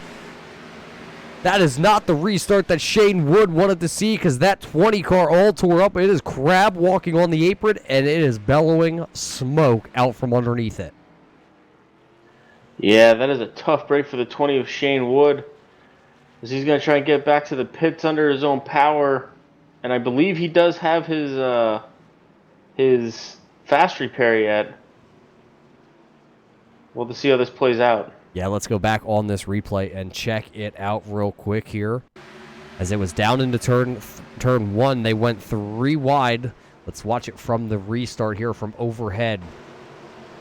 The 88 gets an amazing restart. He gets out on the entire field. That 86, though, of Ansley not getting a good restart. As he spun the tires just a little bit, they went 3 wide, and Wood, unfortunately, was just to the outside. Not Darryl Spear, that was actually the 83 of Jason Spear, nowhere to go, along with Justin Napier. And look how tore up that 20 car of Shane Wood is now. He should, like you said, he does have a quick repair, should be able to get the 20 back onto pit road as he is coming down pit road right now with a bunch of damage. He better hope to have a quick repair because that car is not straight as there it is. Like magic, poof, before your eyes, Jarrett, a brand new number 20. Yeah, and he will restart, I believe, in the 12th position with about 50 laps to go here. Should have some time to make his way back up to the front. Now, while we're still under this yellow flag, let's see if we can possibly get a quick word in with the driver of that number 20. Shane Wood, you got a copy. It's Roger and Jarrett here in your booth. Man, I do have a copy. I don't like talking to y'all under these circumstances. I know you don't like talking to us, but tell us what went wrong there, and with the closing laps here, how are you going to make it back to the front? Well, we've got a good car. It's capable of passing all these cars up in front of us. I think the 86 just got loose underneath and or overdrove the corner a little bit and pushed me up. I overcorrected, and the rest is history. Rest is history. Now, looks like 52 laps to go here on this little short track. You have a better car, you think. Is it go time now, or do you think we're still going to see another yellow here? No, I mean, with as many laps as there is, I've got to go right now. It's just a chance I've got to take driving up through the field. So I'm going to put it down and see what happens. Well, good luck, and try not to ding any of the fenders on that DeWalt number 20. Thanks, man. You could tell, just tell in his voice, Jarrett, he was just a little unhappy with what had just gone on out there on track. But he says it's go time. Yeah, he may be unhappy right now, but he's got to gather himself back up and get a grip on that wheel and charge back through this field. And now you got to ask yourself, Channing Ballyu, who got a really good restart last time, is going to have Will Jones starting next to him. And then he's going to have 2 guys who have the fresher tires. They have 8 tires, it says, on their, or 8 laps on their tires. But really, they got about, 2 football fields length of actual green flag racing on them? Yeah, I mean, it's going to be interesting to see a little bit of tire wear versus basically no tire wear. Should be fun to watch.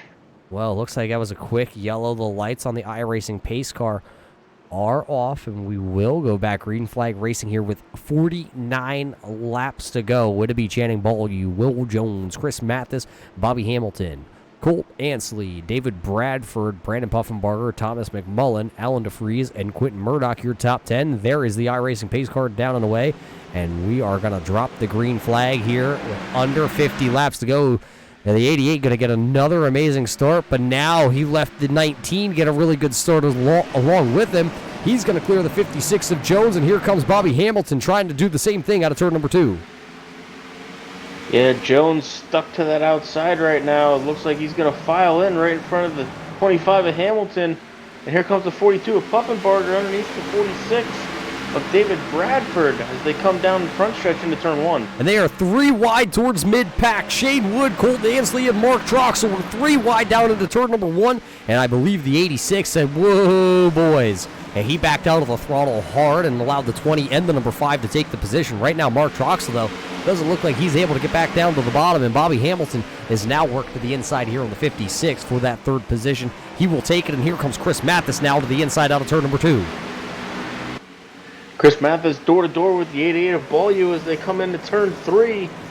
And as they come out of turn 4, they are still door-to-door, and it looks like the 19 of Chris Mathis will lead that lap, and he will clear just, the 88 sideways. They come through 1 and 2. Channing Ballyu is sideways down into turn 1 as he really tried to drive it in hard on the outside of Chris Mathis. Unfortunately for him, he's going to lose a bunch of position. Now he's going to try and battle to stay inside the top 10. Colt Ansley right behind him. That is the driver in the 10th position for the time being. Channing looks like he's got the car pointed right in the back, or right in the right direction. The question is, did he heat the tires up just a little bit too much? Quentin Murdoch looking to go to the outside here on Colton Ansley.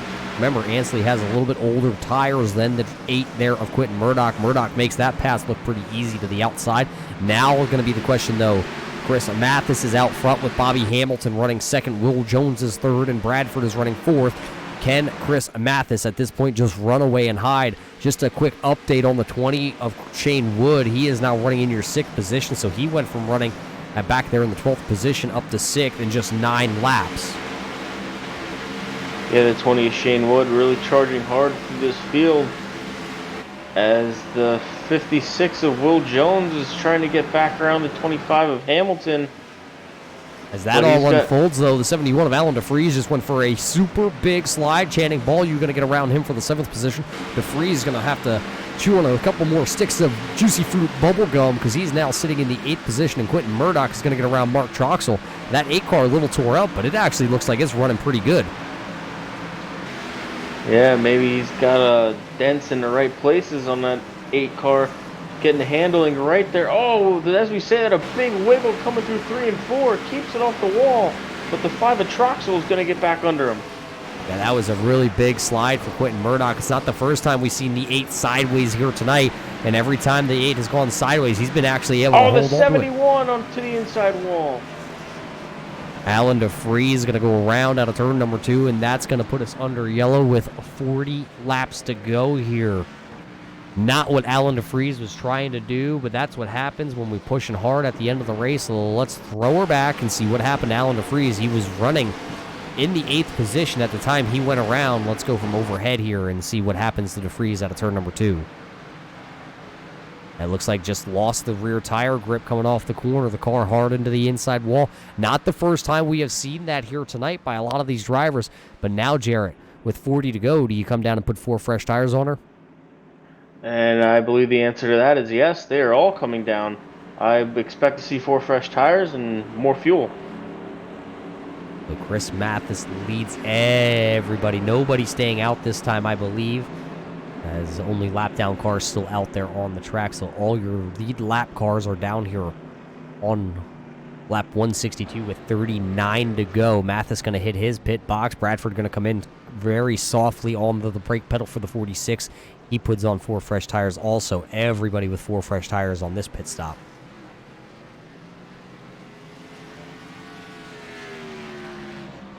So it'll be the race off pit road, and Chris Mathis going to get it, and then somebody hits the cone. Jared, I'm going to need you to run back down there and get that. Chris Mathis wins the battle off pit road. Bobby Hamilton comes out second. Bradford is third. Will Jones is fourth. Brandon Puffenbarger is fifth. Shane Wood, look at him. He's still sitting sixth, and now he has 4 fresh tires. Channing Ballew's got 4 fresh tires, and now he runs 8th. Mark Troxel comes out 8th. Thomas McMullen comes out 9th, and Quentin Murdoch is in 10th. Man, all the great racing we've seen tonight, you think these guys could stay away from that cone. Well, you need to do something here tonight. Well, at least my mic's on. Hold on, let me check. Nope, we're still golden here, Pony Boy. And with 38 laps to go, the Pony Boy that's been out front for 97 of the 200 scheduled laps here so far has been Chris Mathis. So you can practically say that 19 has been pretty dominant here tonight. Yeah, the 19 car definitely putting in some really good laps here tonight. Didn't quite get the pole, started second, but hey, maybe he'll take a second place start and a first place finish. Yeah, I would take a second place starting spot if I could win a race. But I can't win a race. That's why I'm stuck up here in the booth next to you, Jarrett.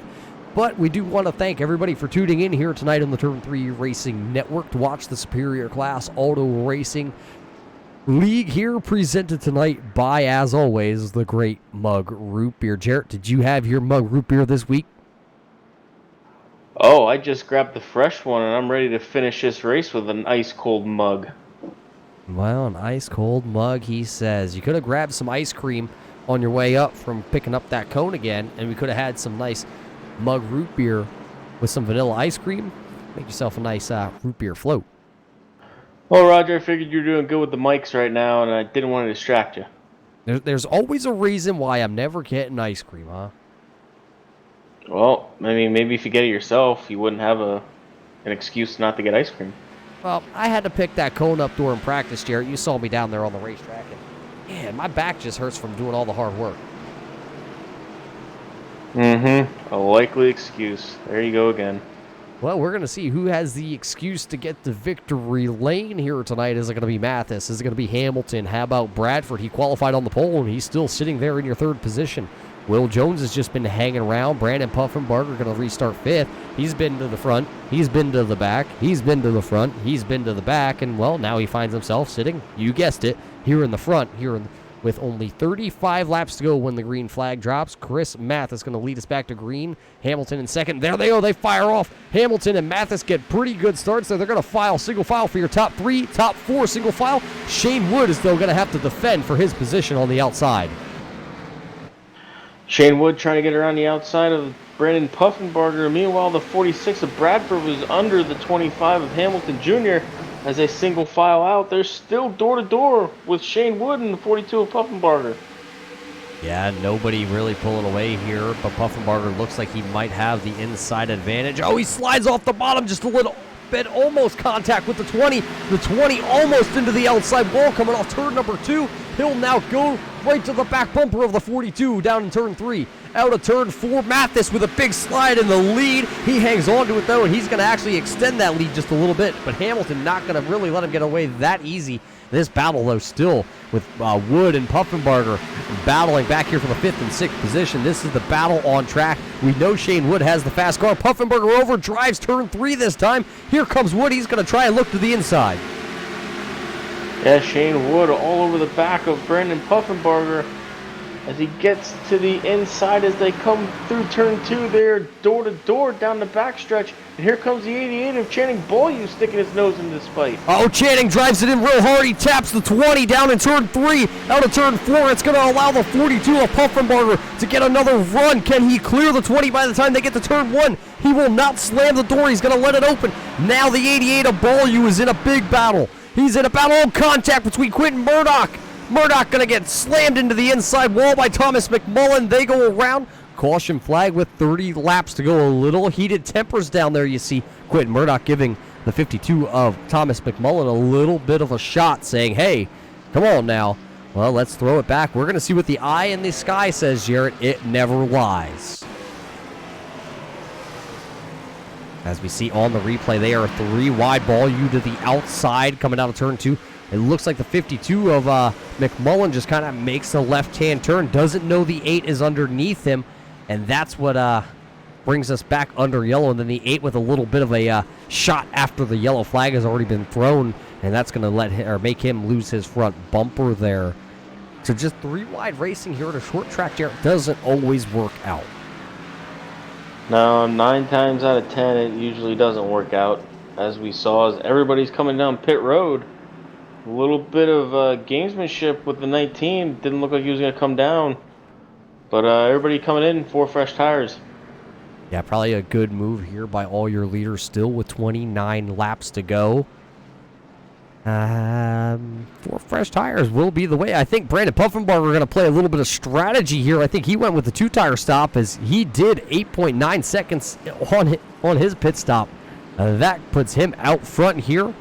And under 30 laps to go, could that have been the call of the race with 2 tires? We didn't see 2 tires work out earlier in the race, but with only about, say, 10 laps on those tires, could that have been the call to make the 42 to victory lane?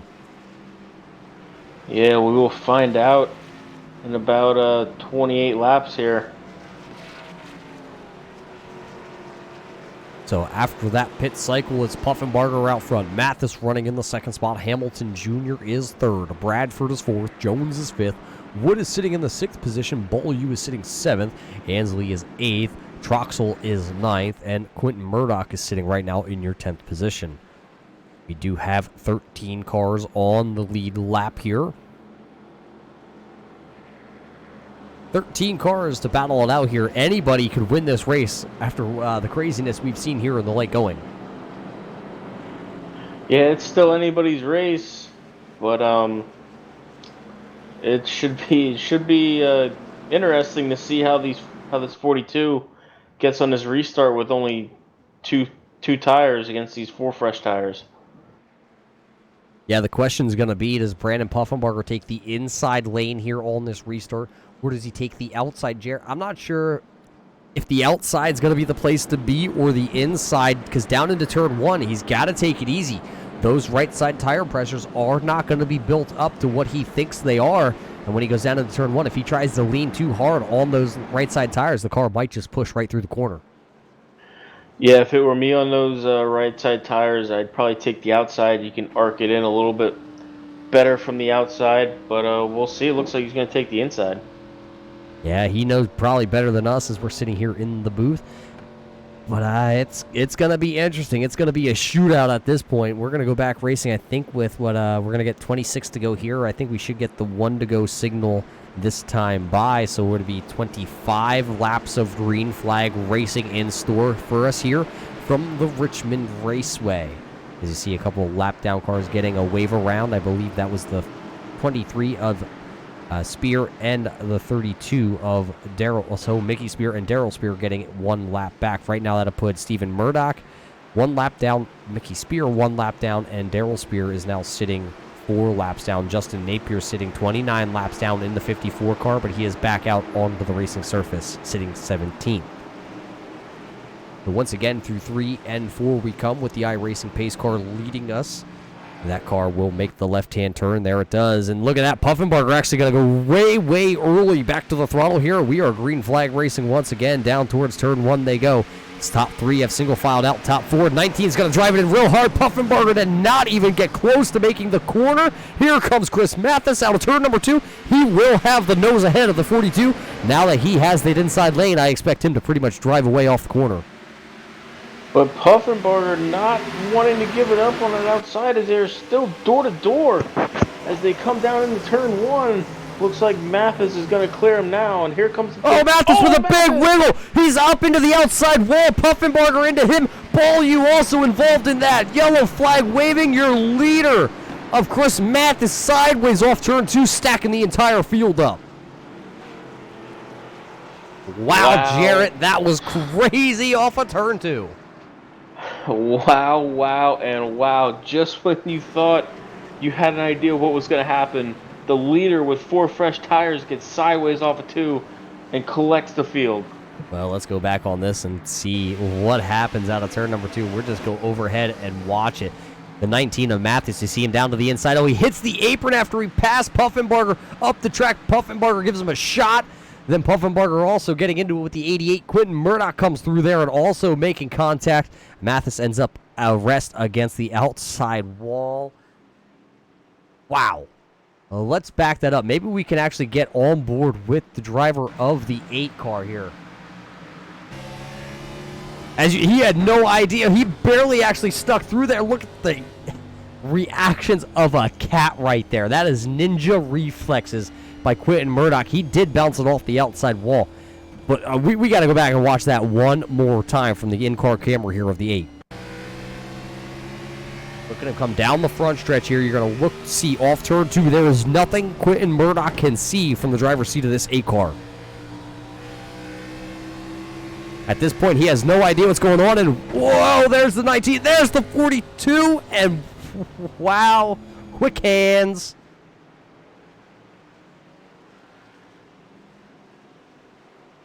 So now this caution comes out at a time, and I don't think your leaders are coming down pit road at all. The couple guys that are towards the back will come down. Bradford is down pit road. So is Puffenbarger, Troxel, Mathis, McMullen, Quentin Murdoch, Jason Spear, Alan DeFries all came down pit road, but a bunch of your leaders here inside the top 5 all electing to stay out. Yeah, and the 25 of Hamilton Jr. and the 56 have some damage as the 56 of Jones ran into the back of Hamilton Jr. I don't think Hamilton Jr. should be hurt too bad, but the 56 of Jones might have a little bit of a handling issue. It's going to be interesting to see how this plays out. You do see the damage to the right rear quarter panel of that 25 of Hamilton Jr., and the 56 definitely does have some nose damage. But look at the 88. So does Channing Beaulieu. He's got nose damage on the 88. I think the man who's sitting pretty right now might be that number 20 of Shane Wood. Remember, He also had his own little issues on that 20 car a little bit earlier in the race with about 40 laps to go. Now he finds himself sitting inside the top 5 with a chance, and that's all you could ever ask for as a driver, is put me in the position to have a chance to win a race. You put me there, and I'll try and get it done the best ability that I can, and he has that with 3 cars ahead of him, all on the same tire strategy and all with damage. Yeah, and we'll be restarting with about 18, 17 laps to go here. So the number 20 is Shane Wood, definitely sitting pretty right now in that 4th position. But don't count out the man who's sitting in 6th. Bradford also. That 46 car looks good, and now he's going to be the first car to fire back off with 4 fresh tires. Yeah, Bradford's definitely had a strong car all night. And the 19 of Mathis is not too far behind him there either. So this is going to get really good here, Roger. Well, the lights on the iRacing pace car are out, so we should go back to racing here in just a moment. It'll be Hamilton, it'll be Jones, it'll be Beaulieu, it'll be Wood, it'll be Ansley, and Brad for your first 3 rows. And look at Bobby Hamilton. He's not even going to wait around. He's not going to give Will Jones a chance. And that'll put now Jones side by side going towards turn number 1 with Beaulieu. And they're going to go 3 wide once again back here. Mathis going to duck to the inside. We almost saw same thing happen just a couple laps ago. Murdoch is sideways towards mid-pack. Troxel's going to go around. The 52 is going to go around. But I think we stay green flag racing as, there comes the yellow now out here, as I believe that's the 52 of McMullen is sitting stopped. So back under caution. Cautions breed cautions at the end of races, Jarrett, and that's what we're under right now. Caution flag coming out. Let's check the replay.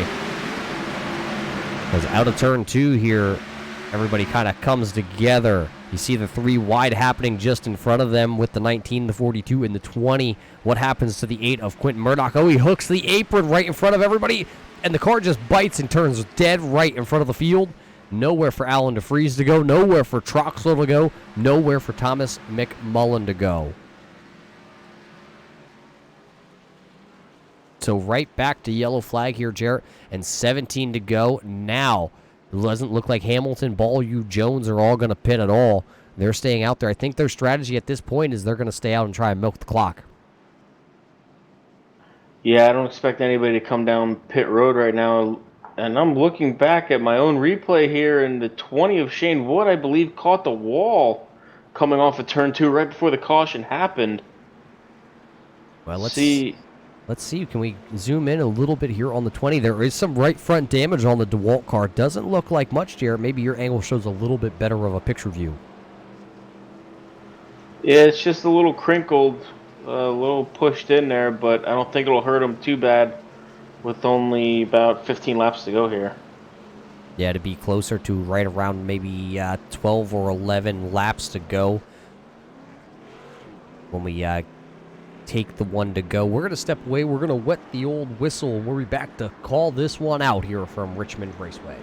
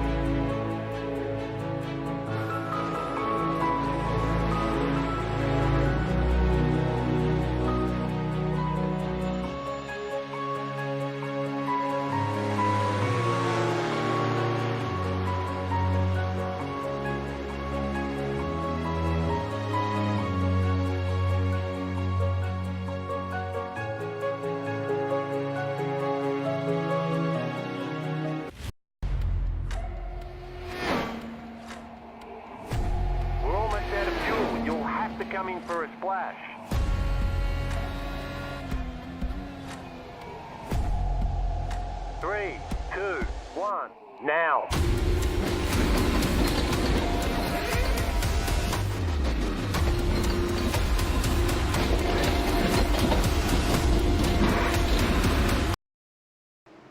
Welcome back, race fans, as the iRacing pace car goes down to pit road really early, and Bobby Hamilton, he is not going to wait around to try and give anybody any shot here on the restart. They're going to go 3 wide once again.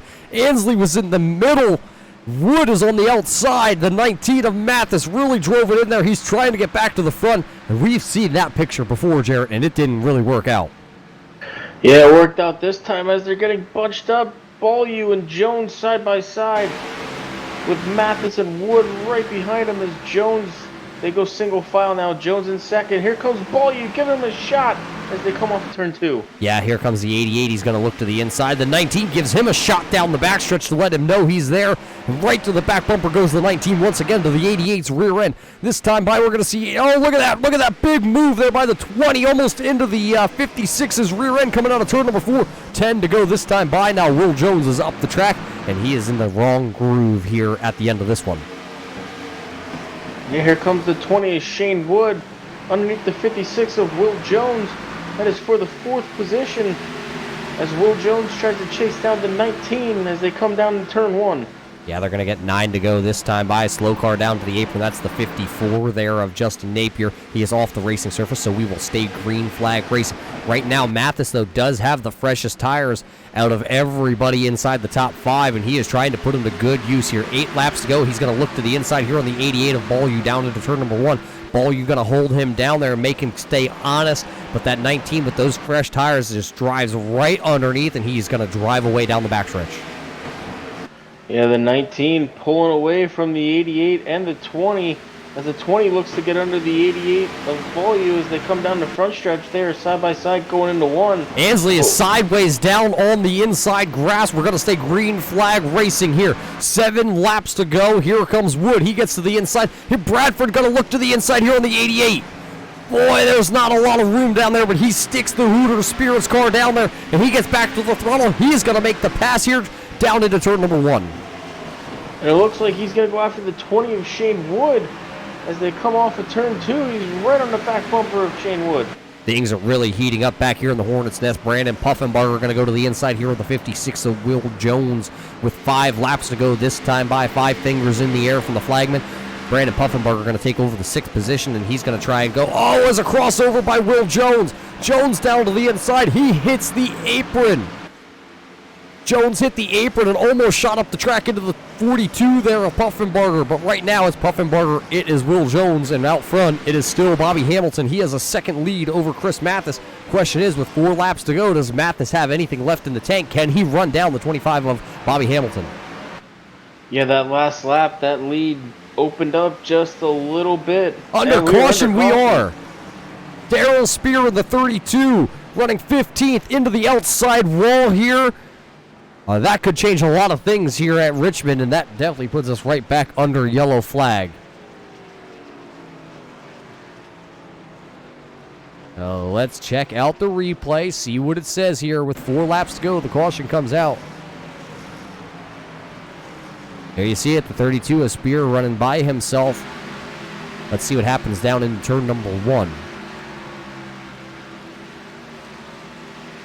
Looks like he goes down in turn 1, and the rear end of that 32 Caterpillar car comes around, and unfortunately, I believe that might have been the 53 of Stephen Murdoch, who just got back onto the lead lap, also getting wrapped up in that. So Darrell Spear, we're going to go around here. And a couple of your leaders coming down pit road. Will Jones is down pit road, and he's going to bring Jason Spear along with him. Colt Ansley is down pit road. Alan DeFreeze still out there driving the modified-looking 71 car. He's also down pit road for 4 fresh tires, but everybody else is going to stay out here with a green-white checker in the loom. And I thought we were going to have another wreck on pit road. Bobby Hamilton and Mathis looked like they were going to come down, and all of a sudden slammed on the brakes and darted out of there. A lot of games being played here at the end of this race.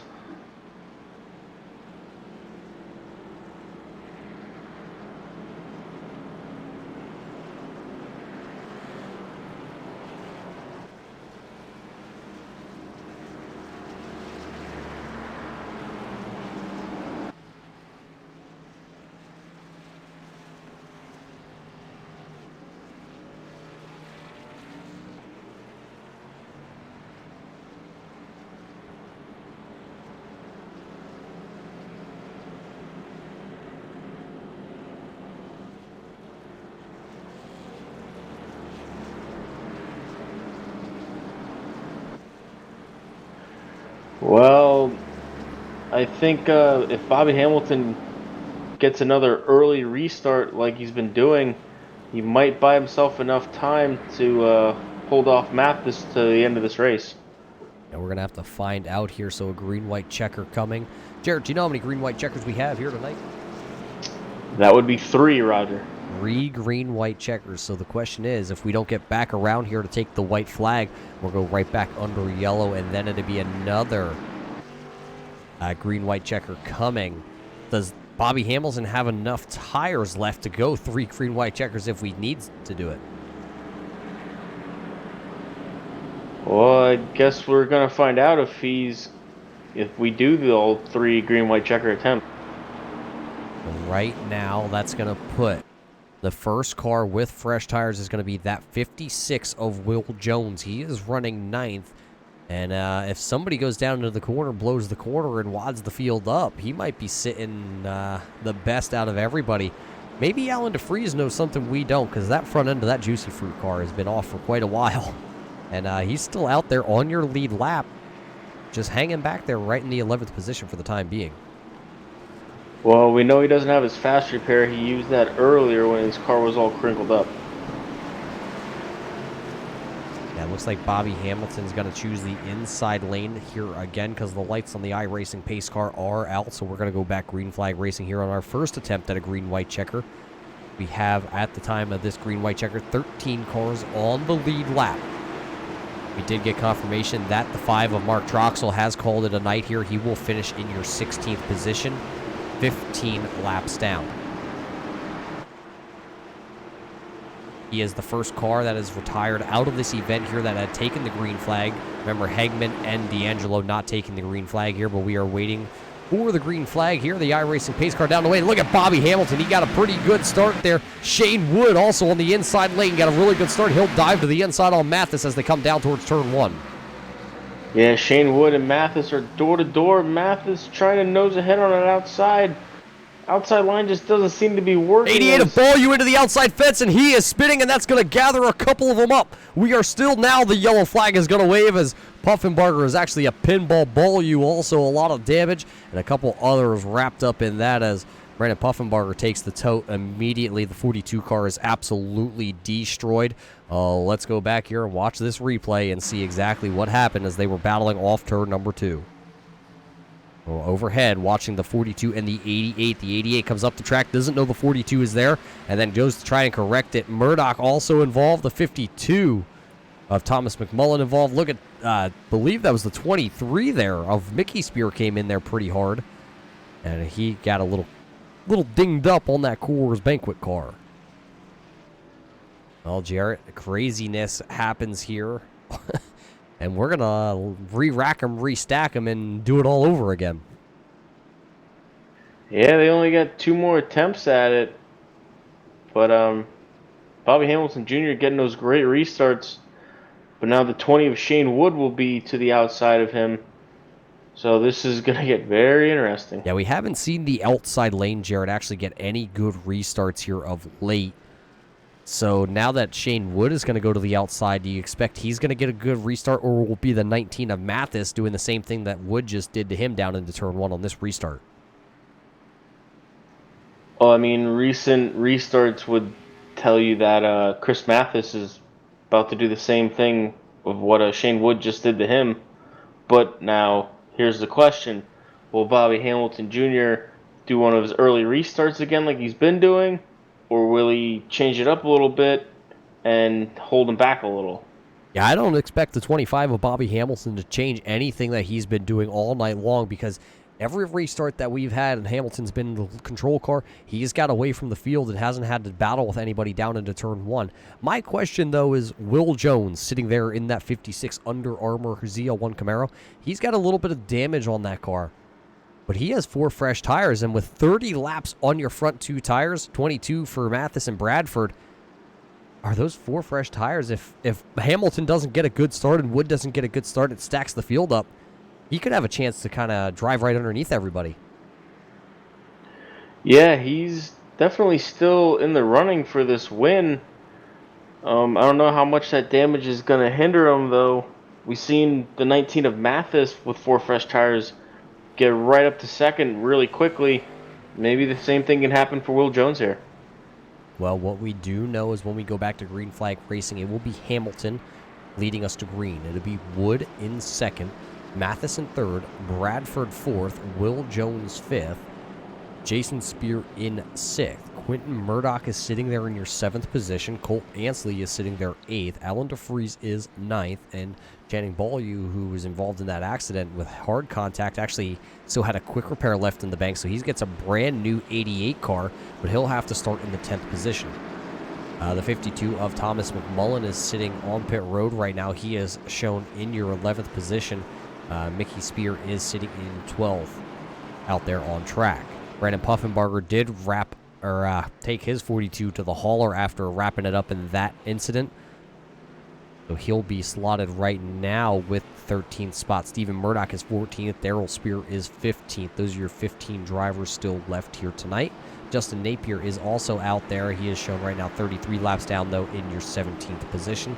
The lights on the pace car are out, Jarrett. We're going to do it once again.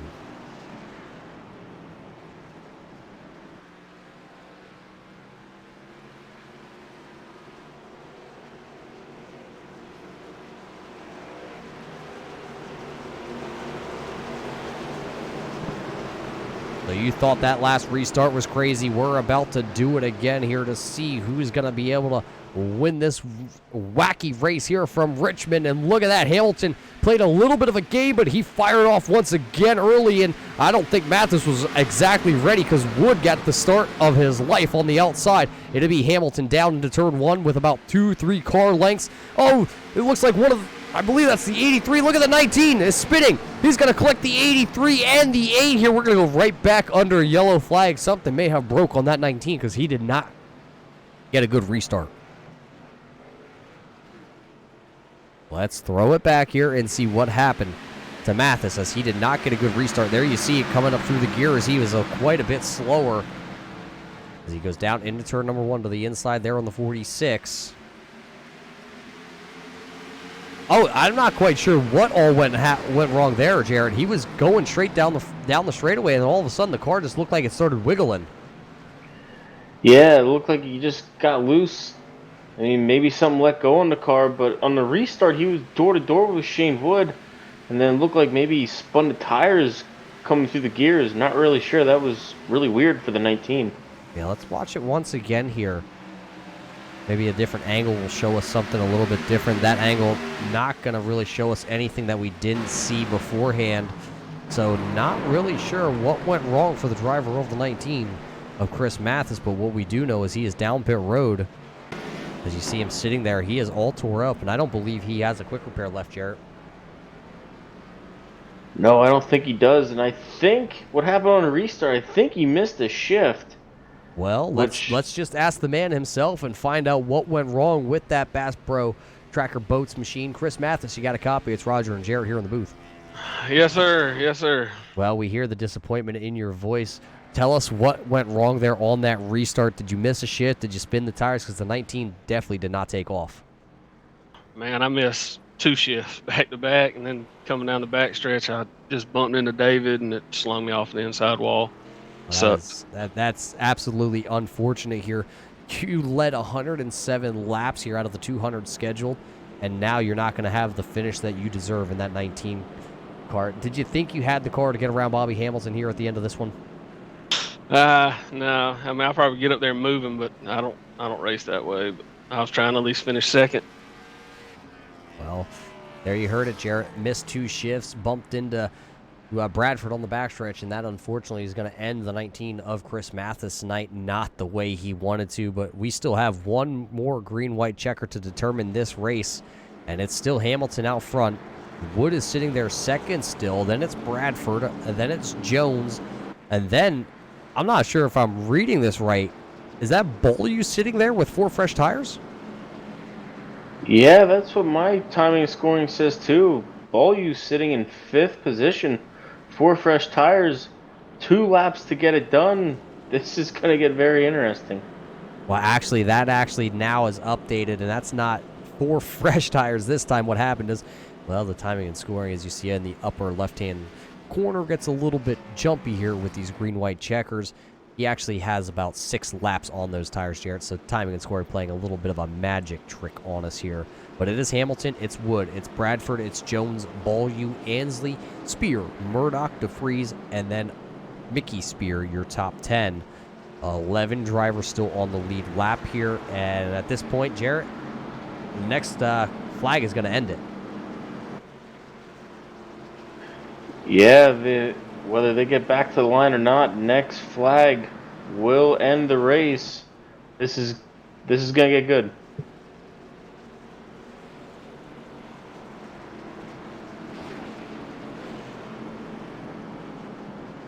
So the lights on the pace car are out. It'll be Bobby Hamilton Jr. trying to get another one of his amazing restarts here from Richmond. Maybe Shane Wood can pull something out. Don't discount, though, that 46. Bradford had the quick time in qualifying, and he's kind of just hung around here. He led 12 laps in the early stages, and now it's time to shine here. Bobby Hamilton waiting. He goes real early once again. He gets a good start here out of turn number 4, and that's exactly what he needed. He looks in his mirror. He sees the 46 and the 20 side by side battling down into turn number 1. Hamilton trying to set sail, but the 46 of Bradford got a really good turn 2 out. And he's going to come down the backstretch, and he's going to try and run down Bobby Hamilton. We're going to get the 1 to go this time by. It's Hamilton out of turn number 4. White flag waving here from Richmond. Yeah, it's Bobby Hamilton Jr. trying to put a gap between him and the 46. And the 46 not able to gain as they come down the backstretch. Yeah, it is all Bobby Hamilton. He's down into turn 4 for the final time. It's coming out of turn 4 for the final time. He'll look up. He'll see the checkered flag. It'll be Bobby Hamilton, David Bradford, Shane Wood, Will Jones, Channing Beaulieu, Colt Ansley, Thomas McMullen, Quentin Murdoch, Alan DeFries. Timing and scoring just jumped. But it is Bobby Hamilton who's going to win here tonight from Richmond. A little celebratory congratulations from everybody as they go up and bump the 25 of Bobby Hamilton. He'll come across the line here, do maybe a little bit of celebration here in that Kendall 25 car. Well, race fans, don't go anywhere. You just watched 200 laps here for the Superior Car Auto Racing presented by Mug Root Beer. As you see Bobby Hamilton, your winner here tonight, doing some donuts on the front stretch. We're going to want to hear what Bobby Hamilton has to say about those green-white checkers and how he held off the field.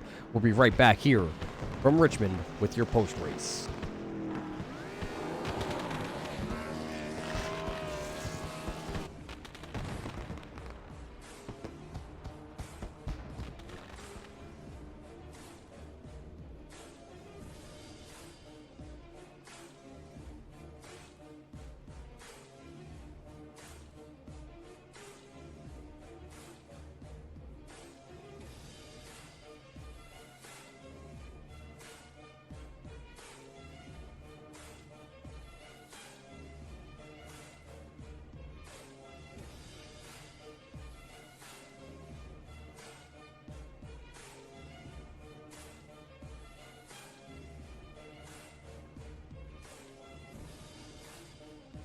All right, welcome back here, race fans. We have your post-race show here tonight presented by Mug Root Beer.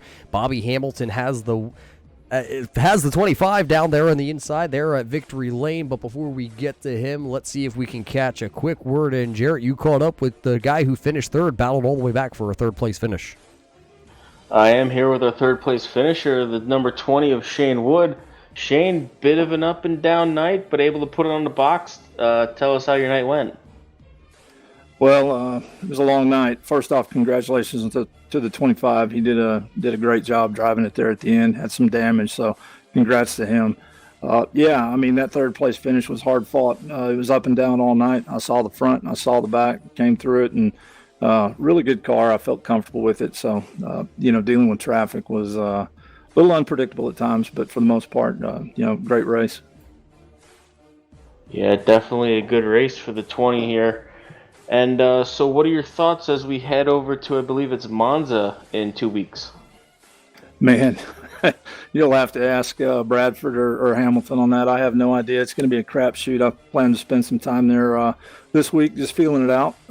Have no idea, no expectations going into it. We'll just have some fun. Well, yeah, we're definitely gonna have some fun in Monza in 2 weeks. Who would you like to thank tonight? First and foremost, I got to thank my smoking hot wife. She lets me do this. She puts up with it. Again, congratulations to Bradford for a second place finish and Hamilton for first place. I think he stretched the points out on me a little bit. Hopefully, we're still 1-2. That'll be good to carry that into Homestead. Well, Shane, good luck next week in Monza, and I believe Roger has caught up with our second place finisher.